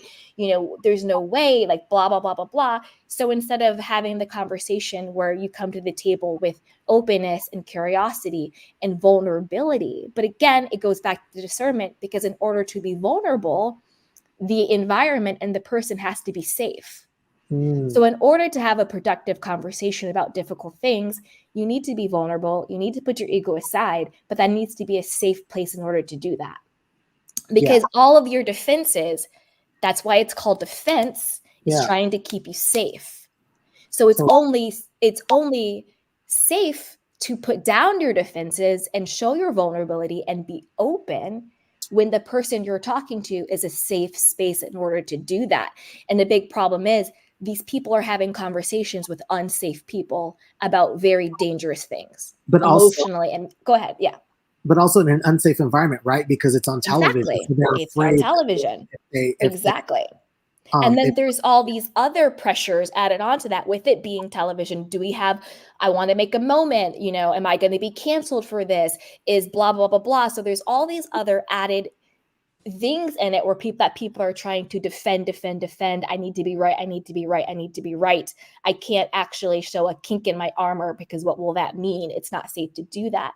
And then also when they're talking about right and wrong, also shame and blame, because who wants to feel like they're a bad person? Who wants to feel like they're the wrong like they're in the wrong? Who wants to feel like, oh, wait a minute, it's actually something I'm doing that's making people not like me. It's actually me, so there's a lot that goes into it. And I think that when it also comes to the viewers, now you have a whole nother set of psyche, a whole nother set of consciousness, that each viewer is experiencing these conversations from their own lived experience and perception, their own capacity to handle these conversations. So it's not only, is the person I'm talking to healthy and safe? Am I healthy and safe? But now are the people who are consuming this Yeah. conversation, are they healthy and safe to receive it in a what type of way? That's why we have like all of these YouTube channels and podcasts where we're all watching the same exact 45 minutes, but we all come to it with our own stuff. And that's why we all have our own different perspectives. Candiace is great. No, she's not. Gizelle is this, blah, blah, blah. Robin, it's a great cast. It's a horrible cast. That person's racist. I don't see it. You know what I mean? Because we're all experiencing it through our own unique lived experience and perception and capacity. Totally. I get, I thank you. Yeah, of course. That was a great question. Yeah. That was interesting. Hear, Chanel's take on it, you know, sorry. I think that, so I'll start here. I think to answer your first question, I don't think that people want to be labeled anything, because then you're boxing them into a corner or whatever, especially when you throw out something divisive like the word racist or colorist or whatever. But the thing I think you have to go back to the beginning, in my opinion, and just a little bit of history. Race is a construct. It is not a real thing. Race is based on, like what Candiace said, which is features, right? So you have full lips, I have thin lips. You have blue eyes, I have brown eyes. You have, you know, a wide nose, I have a skinny nose, on and on and on. And the reason that we did that, not me, but, you know, the humans, is so that way we can categorize people, who's better, who's worse, whatever the case may be, right? Because your features are based on geography. Correct. You know what I mean? Correct. It's not based on anything else besides that. It's like, Correct. how do you adapt to, you know, right. the environment that you access? Yeah. Right. And so this is the thing. People want to say colorism. In some instances, people will be like, oh, it's not colorist, or colorism isn't happening, and I don't think it's associated with it or whatever. But again, it goes back to your perception and, like Candy said, your lived experience. So my only issue with the people who are benefiting from the colorism is not only them, but others who swear colorism is not associated in this situation. When the thing is, if we live in a racist society, this is just a fact. It doesn't matter that I'm brown. There's whitening cream in every product for the most part in Asia, okay? Because everybody wants, and I'm generalizing, but I'm just saying, it isn't just brown people from Africa or from, you know, whatever. It's in our society, in every culture. It just takes on a different, you know, meaning or whatever the case may be. But my point is, you can't have colorism, because colorism is a byproduct of racism, right? So it's kind of, I would say, started, at least for Black history, is, oh, well, if you are the brown lady, then you have a light-skinned child, maybe I'll give them a little more privilege. They can work in the house as opposed to the field. That naturally is going to divide people and say, you know, this person is favored, so to speak. So regarding Potomac, this is the problem with this colorist conversation. It's so nuanced, right? And you can't have a very nuanced conversation in 45 minutes. And really, it's not even 45 minutes if you really want to be honest about it. You can't have it because there's so many. Froze. Okay. Huh? Oh, keep going. Oh, I'm sorry. There's just so many things that are missing, meaning they're editing things. So the context is off. You know what I'm saying? The thing that a lot of people have with Candiace is they call it a lot of times white fragility. So it's like, I feel like you're attacking me for things that I didn't do, right? My ancestors did it or whatever the case may be, but you're still benefiting from it. I have friends that are light, bright, close to white. My mother-in-law, I promise you, is light, bright, close to white. She looks just like Ashley with the curly hair and all of that. But my husband is my color. So you wouldn't necessarily understand it. His family is, all the females are light, bright, close to white, just like Ashley. But all the men, it's weird, are my color. So there's a lot going on. But it's interesting because my mother-in-law is very much like Gizelle, only in this way where she's fiercely, I'm Black, how Gizelle was season 1 when they were. Really, if we want to be honest about it, Gizelle and Robin are the people that started the colorist conversation season 1, because they chased poor Katie around talking about what box is your child going to check and this, that, and the third. And now Robin is so, oh my God, theatrical about, you know, I've never felt this way in this colorist conversation. When you were trying to tell this lady, it's wrong for her to tell her children they're Jewish. They are. Like, what are you talking about? but they want to have this woe is me. And it happens a lot, unfortunately, to people who don't really feel like they are either benefiting from colorism or racism or any ism. So, for instance, Dorit. I don't think Dorit is colorist or racist or anything like that. I think Garcelle put it perfectly. Dorit lives in a bubble. And the bubble is everyone, in my opinion, everyone around Dorit looks like Dorit. So I'm not having many interactions with anyone. And the ones that I am having is probably at the Starbucks. So I'm not having interactions with people that I could ever conceive that's racist, right? Because I'm not around those people like that. Yeah. So now that I'm around it, it's captured on TV. So like Candy said, she has all of these microaggressions towards Garcelle for whatever reason. And normally, because I'm a social worker and I always want everybody to be happy, I normally would say, oh, Garcelle, you shouldn't have said that to Dorit the way she said it when she was just like, I don't need to educate you. But I feel like because of how Dorit has treated her for 3 years now, yeah, you need to tell her exactly like that. But the thing with Candiace is this, like I was saying with the white fragility, Candiace didn't say anything different than what Gizelle, than what everyone, when this cast first started, said about the cast. They were like, oh my God, they were talking about these Black women. But if you look just at the picture initially, with the exception of Charisse, everybody looked white. I initially thought the whole cast was white from the picture that I saw. And then when they came out, I was like, oh no, these are, Black women who are just really light skinned. But the thing is, they've said since the inception of this show that Gizelle and Karen and Robin they're beautiful. They look white. They look Caucasian. I didn't even know this, that, and the third. But when Candiace says they look white, which are white looking, which is what everybody has said from beginning. They just didn't like that she said it from her gut. You know what I'm saying? So it was just like, oh, it's so abrasive. But she was right. At the end of the day, I agree with Candiace saying that she doesn't think the people on her cast are colorist. I think what Candiace was really trying to say is, I don't think they're knowingly, I don't think they're intentionally doing things to me because I'm dark skinned. I don't think that's what I think that's what Candiace meant. But I do think she also still meant that there are things that are happening. And I personally believe that there are things that are happening that are institutional racism on this show, when you show every single thing that you highlight. Let me say it like that. You highlight everything that Candiace has said that's negative or whatever. And same thing with Wendy. But you absolutely go through the whole season and don't say anything about really what Robin and Gizelle and Mia and others have said to try to destroy these people's marriages and whatever else, and all of the other things that they've said that's negative. So to me, you're implicit at that point, because you're intentionally highlighting something and then intentionally not highlighting other things.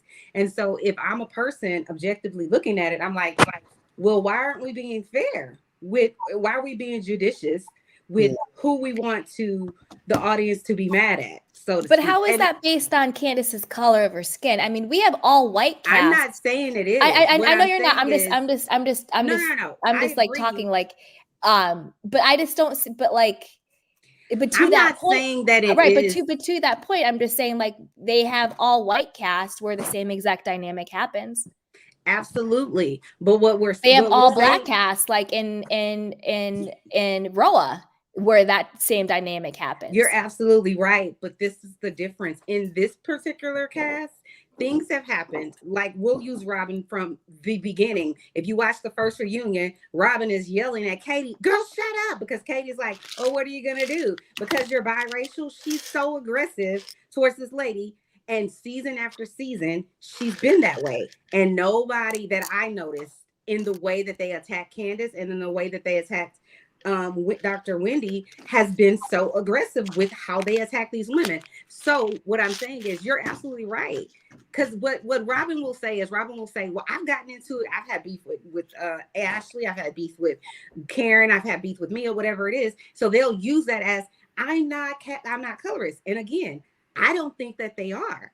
But what I'm saying is, they highlight certain things and people have a response that is biased or unknowingly that is just in favor of them. It's an automatic thing. It's sort of like, I think I said this before. If Dorit walks into the Saks Fifth Avenue, people will assume, they don't even know Dorit, but they will assume she's married, she has an education, she probably doesn't have a baby daddy, she has a home, she has a college degree, right? She's not a threat, this, that, and the third. Garcelle, who has really more of a resume, in my opinion, than Dorit has, will walk into that same Saks Fifth Avenue. She's probably a single mom. She struggles. She maybe has been on welfare. She's probably uneducated. I'm just saying that's how society sees it. So what I'm saying is Candiace and Wendy are saying this is how it's playing out in society, and nobody's paying attention to it. Nobody is really noticing it. Because you have Andy there that doesn't understand that's it. not even really what they're saying. They were really just harping on, you guys don't like us and we're getting a bad edit. People aren't liking us because of the color of their skin. That's really what they were saying. But I think that's also on the internet. If you go on the internet and listen to all of the egregious things that they say. It's too, they get it too. People have called Robin aggressive. People have called her out. They call her Robert. They call her Robert. They call Gizelle Jizzy Neck. They call her all this stuff. So, but here's the thing. Here's the thing, though. Here's the thing, Candiace. Wait, hold on. Okay. The example of Dorit and Garcelle going into Saks Fifth Avenue is a misleading correlation between what Wendy and Candiace are talking about on Potomac. The whole thing about if a Black woman walks into Fifth Avenue versus a skinny white blonde woman, it's a misleading correlation between the two things. They're actually two separate yet related, but not correlated conversations. I'm just saying, because you were like, well, how is it related when they highlight things on different shows? All I was saying is this: even if it wasn't on a show, the perception that people have, knowingly or unknowingly, is that this particular person, because of the color of their skin, right or wrong, they're going to have a perception. It's just reality. It's unfortunate. That's the only thing I'm saying. Right. So right. for Candiace and Wendy, regardless of how the audience may view it, for them, they feel as though, just like I do, that certain people get away, the punishment, so to speak, or how they get represented is just very different than how Candiace, like I said, that's why I use the example of, people have been saying since day one that Gizelle and Robin and Karen, they're so beautiful and they look a certain way and this, that, and the third. And because of that, Gizelle knows she has beauty privilege or pretty privilege or whatever it is. And I can guarantee you, Robin knows that she has privilege as well. Ashley said it on the show. I know that I have privilege. So what they're saying is, because of this, they don't have to be doing it. I don't think that they are doing it, but they are benefiting from it. And Candiace and Wendy are not. It is just a reality. The way that Candiace and Wendy are attacked because of certain things is just totally different. And here's the thing. I'm not saying everybody needs to see it the way I see it or the way many browner girls see it or whatever the case may be. I'm only saying this. It bothers my soul when people say that it isn't that, because it's like, how do you know that? I'll say it. I don't think it is. I'll say it. I don't think it is that. I think a lot of people. But I don't. There's a difference between understanding that, obviously, and I think this is just like a foundational given. Colorism, racism, all the isms, unconscious bias exists. Like, that's just a given. We know that people have misconceptions and stereotypes 100%. But I think that there's also people who project their own stuff onto situations, and they project their own paranoia into situations. And unfortunately, being a woman, being gay, being Black, being darker skinned, sometimes even being lighter skinned, because colorism works both ways, we will sometimes think, I am being treated this way because of the color of my skin. Unfortunately, that doesn't always mean that is the truth. Yeah. Sometimes we feel that because as a Black woman, as a woman in this world, sometimes if I walk into a store and someone's looking at me and because of institutionalized everything. I'll think, well, are they looking at me because I'm Black and they think I'm going to steal? Maybe she's looking at me because she thinks I'm beautiful. Maybe she's looking past me and thinking, when am I going to go to lunch on my lunch break? Maybe it has nothing to do with the color of my skin at all.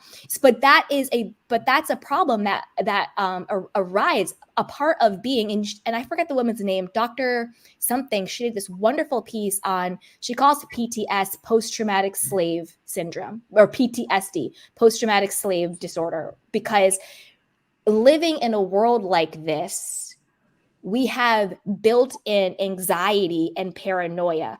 Is this happening to me because I'm gay? Is this happening to me because I'm minority? Is this happening to me because I'm poor? Is this happening to me because I'm a woman? Is this happening to me because I'm A, B, C, Y, D? And just because those things exist in our society does not mean that that is applicable to every single situation. And I don't think that on Potomac, and just because we see women who are light-skinned and pretty doesn't mean that that is what is happening. To me, it's a sad thing that is what it has to like boil down to. I still think it's really more rooted in Candiace trying to figure out, why don't these women like me? Why am I not getting this? When, to be honest with you, I think that on Twitter and the more of the audience reaction to Candiace is because of her stance of, I'm so intelligent, I got my mouth, I'm going to say whatever I want. And she's operating out of an energy out of a very wounded little girl. She's extremely intelligent, but just because you're intelligent doesn't mean you have emotional intelligence. And like I said before, she grew on me. She's grown on the audience. I think she has way more people backing Candiace, way more people backing Chris, and people dragging the hell out of Gizelle, dragging the hell out of Robin because of who Candiace was changed, because she changed, not that her skin color changed. And of course, all of those isms exist 100%. Nobody is saying that light skin privilege doesn't exist. I don't think anybody's saying that, but I think that I'm saying, what I am saying is that I'm not saying that. And I don't think a lot of people are really saying that. What I'm saying is that I think a lot of things get conflated. A lot of things get projected. And I think that when people are projecting a lot onto situations and that's what we do, right? We watch TV shows because we want to see either who we could be or see who we are reflected. And like we just said before, when I was talking about having difficult conversations in productive ways, when you add that third person, and that third person being us, the viewer, we are viewing everything through our own lived experience, through our own insecurities, through our own paranoias, through our own traumas, through our own biases, all of that. And I think that a lot of people are like, yeah, because, I'm this and I'm that and I see it and blah, blah, blah, blah, because it's a way for them to get their own vindication and not feel alone and not feel crazy and not feel paranoid if it's happening on this big micro level. Look what happened with Scandival.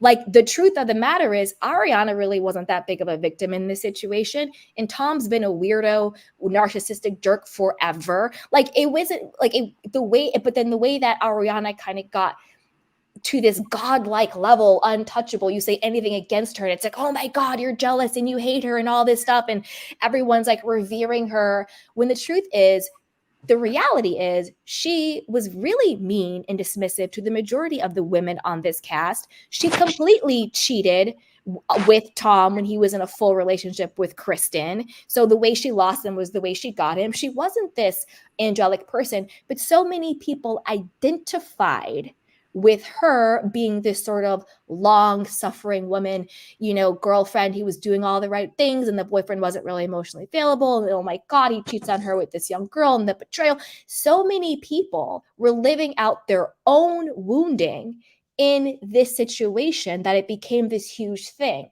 When the reality, the objective reality of the situation is that what happened to Ariana really isn't that astronomical. She really isn't this saint, God person, she really perfect victim of the world. But so many people identified with Yeah. that level But of Candy, betrayal, with but- that level of Candy. long suffering. And that is what happens all of the time. But don't you think that, and I'm just saying, I don't know his name, Tion or Tyan, I'm not sure exactly how to say your name. What he said from the beginning was, the question that he was asking was, why can't we just have the conversation? And my opinion is, this is why. And I'm not saying you can't have your opinion about what you think it is. And I do think that it could be exactly what you're saying. And it could also be that these ladies realize that colorism is happening to the point where you have national magazines saying, hey, there's a problem here. I know you could say, okay, well, this is people just projecting or whatever. And I do think there's probably some level of that on some level. And it is an emotional thing. Yeah, but like what he said, it's a lot of it. But like what he said from the beginning, it's like, the moment we tell someone, this is just my lived experience. Let me just say this. This is how I can have a conversation with someone who's very racist or whatever ism that it is out there. The way I can have a conversation that's constructive with them, even though I know everything that they're doing is wrong and saying it's dismissive, it's whatever, I ask them, well, why do you feel that way? What is happening on Potomac is the people who are benefiting from whatever it is, their light skin or whatever, they have still failed to say to the brown skinned women who feel, whether or not it's actually happening or not, the colorism situation, who feel a way about these people and how they're being treated. They have still yet to say, why do you feel that way? What could I do differently? Even Dorit, who is a whole white lady, said to Garcelle, well, I'm sorry, I want to understand, tell me what to say. And even though Garcelle's response is like, I'm not here to educate you or whatever the case may be, I get Garcelle's response, but I still do feel like what Dorit, her approach is hella different and light years, even though there's problematic things with Dorit. I'm not saying she's good, but I'm saying the fact that she said that, and she's a whole white lady, these women, regardless of if they see the colorism that I see and that others see, in my opinion, they still haven't said to the women who feel that they are being treated a certain way, hey, I don't want to be the person who's doing this, so how could I change? What could I say? None of them. And they have, Ashley said on season 1, Andy asked Ashley, what's your perspective? Like I said, when they were going around chasing Katie and being really, in my opinion, very much colorist towards her. He asked Ashley, he said, you're a biracial woman. What's your take on it? And Ashley basically said, you know what? These women have the most European looking features, yet they're the ones who are bringing up the, and I'm paraphrasing what she said, race all the time, because that's what they did all of season 1 to Katie for whatever reason. So all I'm saying is they're the ones that started it. They act like we don't know what you're talking about because that could possibly be happening. And all I'm saying is this. Okay. Even if you disagree and you say, I don't really see it, I don't have a problem with racist people saying, I don't see the racism. Okay. Where I have the problem is you just being, not you personally, being dismissive about it and saying, oh, no. Instead of saying, okay, well, let me just take it in and let me see if maybe I could do a little check and say, you know, maybe I could have looked at that differently. That's but what you're saying is, guys, is what we wait 1 second. I just want to address this real quick. 1 second. But what everything you just said is exactly what I said before, where when you talked about Dorit's response versus Robin and Gizelle's response, when you're having difficult conversations, you need to make sure the person you're having that conversation with has the emotional capacity to be a safe space. You can't do that because You're asking Ashley, or you're asking an Ashley or a Gizelle or a Robin who don't take accountability for anything. These women are who they are. They don't take accountability for anything. They didn't take accountability for lying to us with Juan and Robin and Gizelle lying and all this stuff on Chris. This is who these women are. They don't take accountability. They're not vulnerable. They're not willing to take a look in the mirror and say, who am I and what am I doing? So of course you're going to get that response from them because you're trying to get, orange juice by squeezing an apple. You're trying to get something out of people who don't have the capacity for it. That's why I said when you're trying to have these conversations about colorism or racism or whatever, you need to make sure that both parties are people who have the capacity to have those conversations. They may be uncomfortable, but yet they can be productive. So that's why you're getting these different responses. Now, Dorit, love her or hate her or not, she did say, well, what's happening? Can you explain so I can understand? Whatever the case is. And that's great because she had the capacity to say, well, wait a minute, you're saying I'm being some type of way. I don't understand it. That's why you really need to make sure that both parties have that capacity. But when you look at people like Gizelle, you look at someone like Robin, they are so like cut off and tied up to their own emotional world, to their own emotional well-being. Their own life is in shambles. They are not happy individuals. They seem to be very miserable. Look at their own life. So Candiace, who so needs something from them, she's trying to get something from these women that they are unable to give to themselves. So that to me is really the core of the problem. Candiace is harping on colorism because she wants Robin and Gizelle to like her. And then she's igniting all of these inflammatory conversations about it that are quite frankly kind of like ridiculous because she's trying to get something from two people that she is never going to get. They can't even give it to themselves. Where Candiace needs to get that validation from herself and stop trying to say, what is it that you guys don't like me? And get the discernment to say, you know what? I'm good. I'm going to seek the people who accept me and love me. And if someone doesn't accept me and love me, I love myself enough to let them go and to lay it down.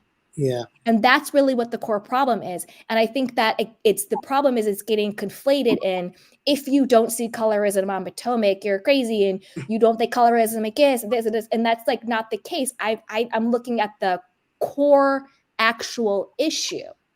And I think once you start throwing in the colorism and the racism and all that stuff into it, it muddies what the actual core issue is. And quite frankly, I think the dynamic between these women as wounded women, because we're just looking at a bunch of women who are living in their wounding, they're living in their inner child who needs that validation, who needs to feel safe, who needs to feel seen. To me, that's actually a much more interesting conversation and a much more interesting thing to explore.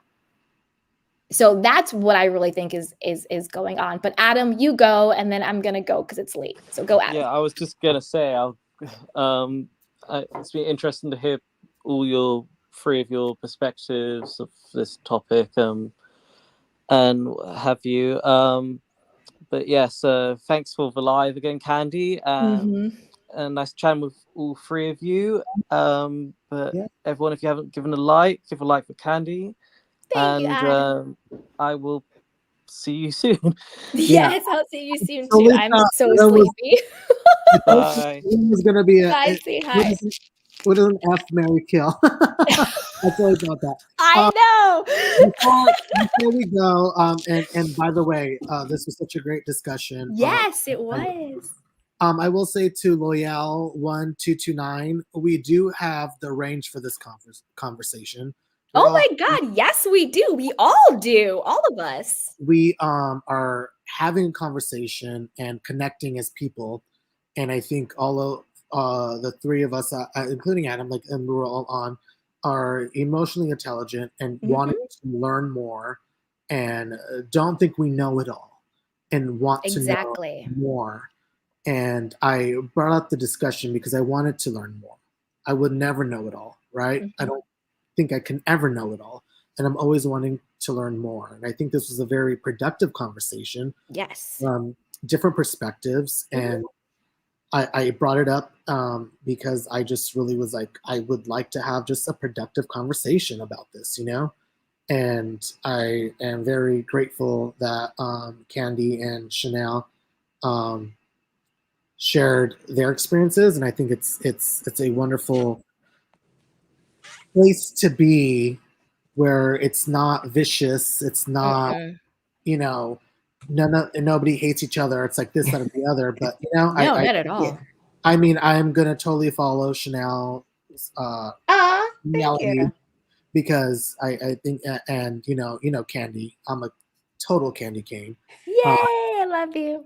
But like beyond like the kind of vapidness of reality TV, there's a lot of underlying really meat, to the bone of what's going on. And I love to explore that, and I appreciate the both of you. Thank you, Candy, always for You're having us on. welcome. Absolutely. I try to catch them lives. I try to get on, and yeah, loyal to whatever.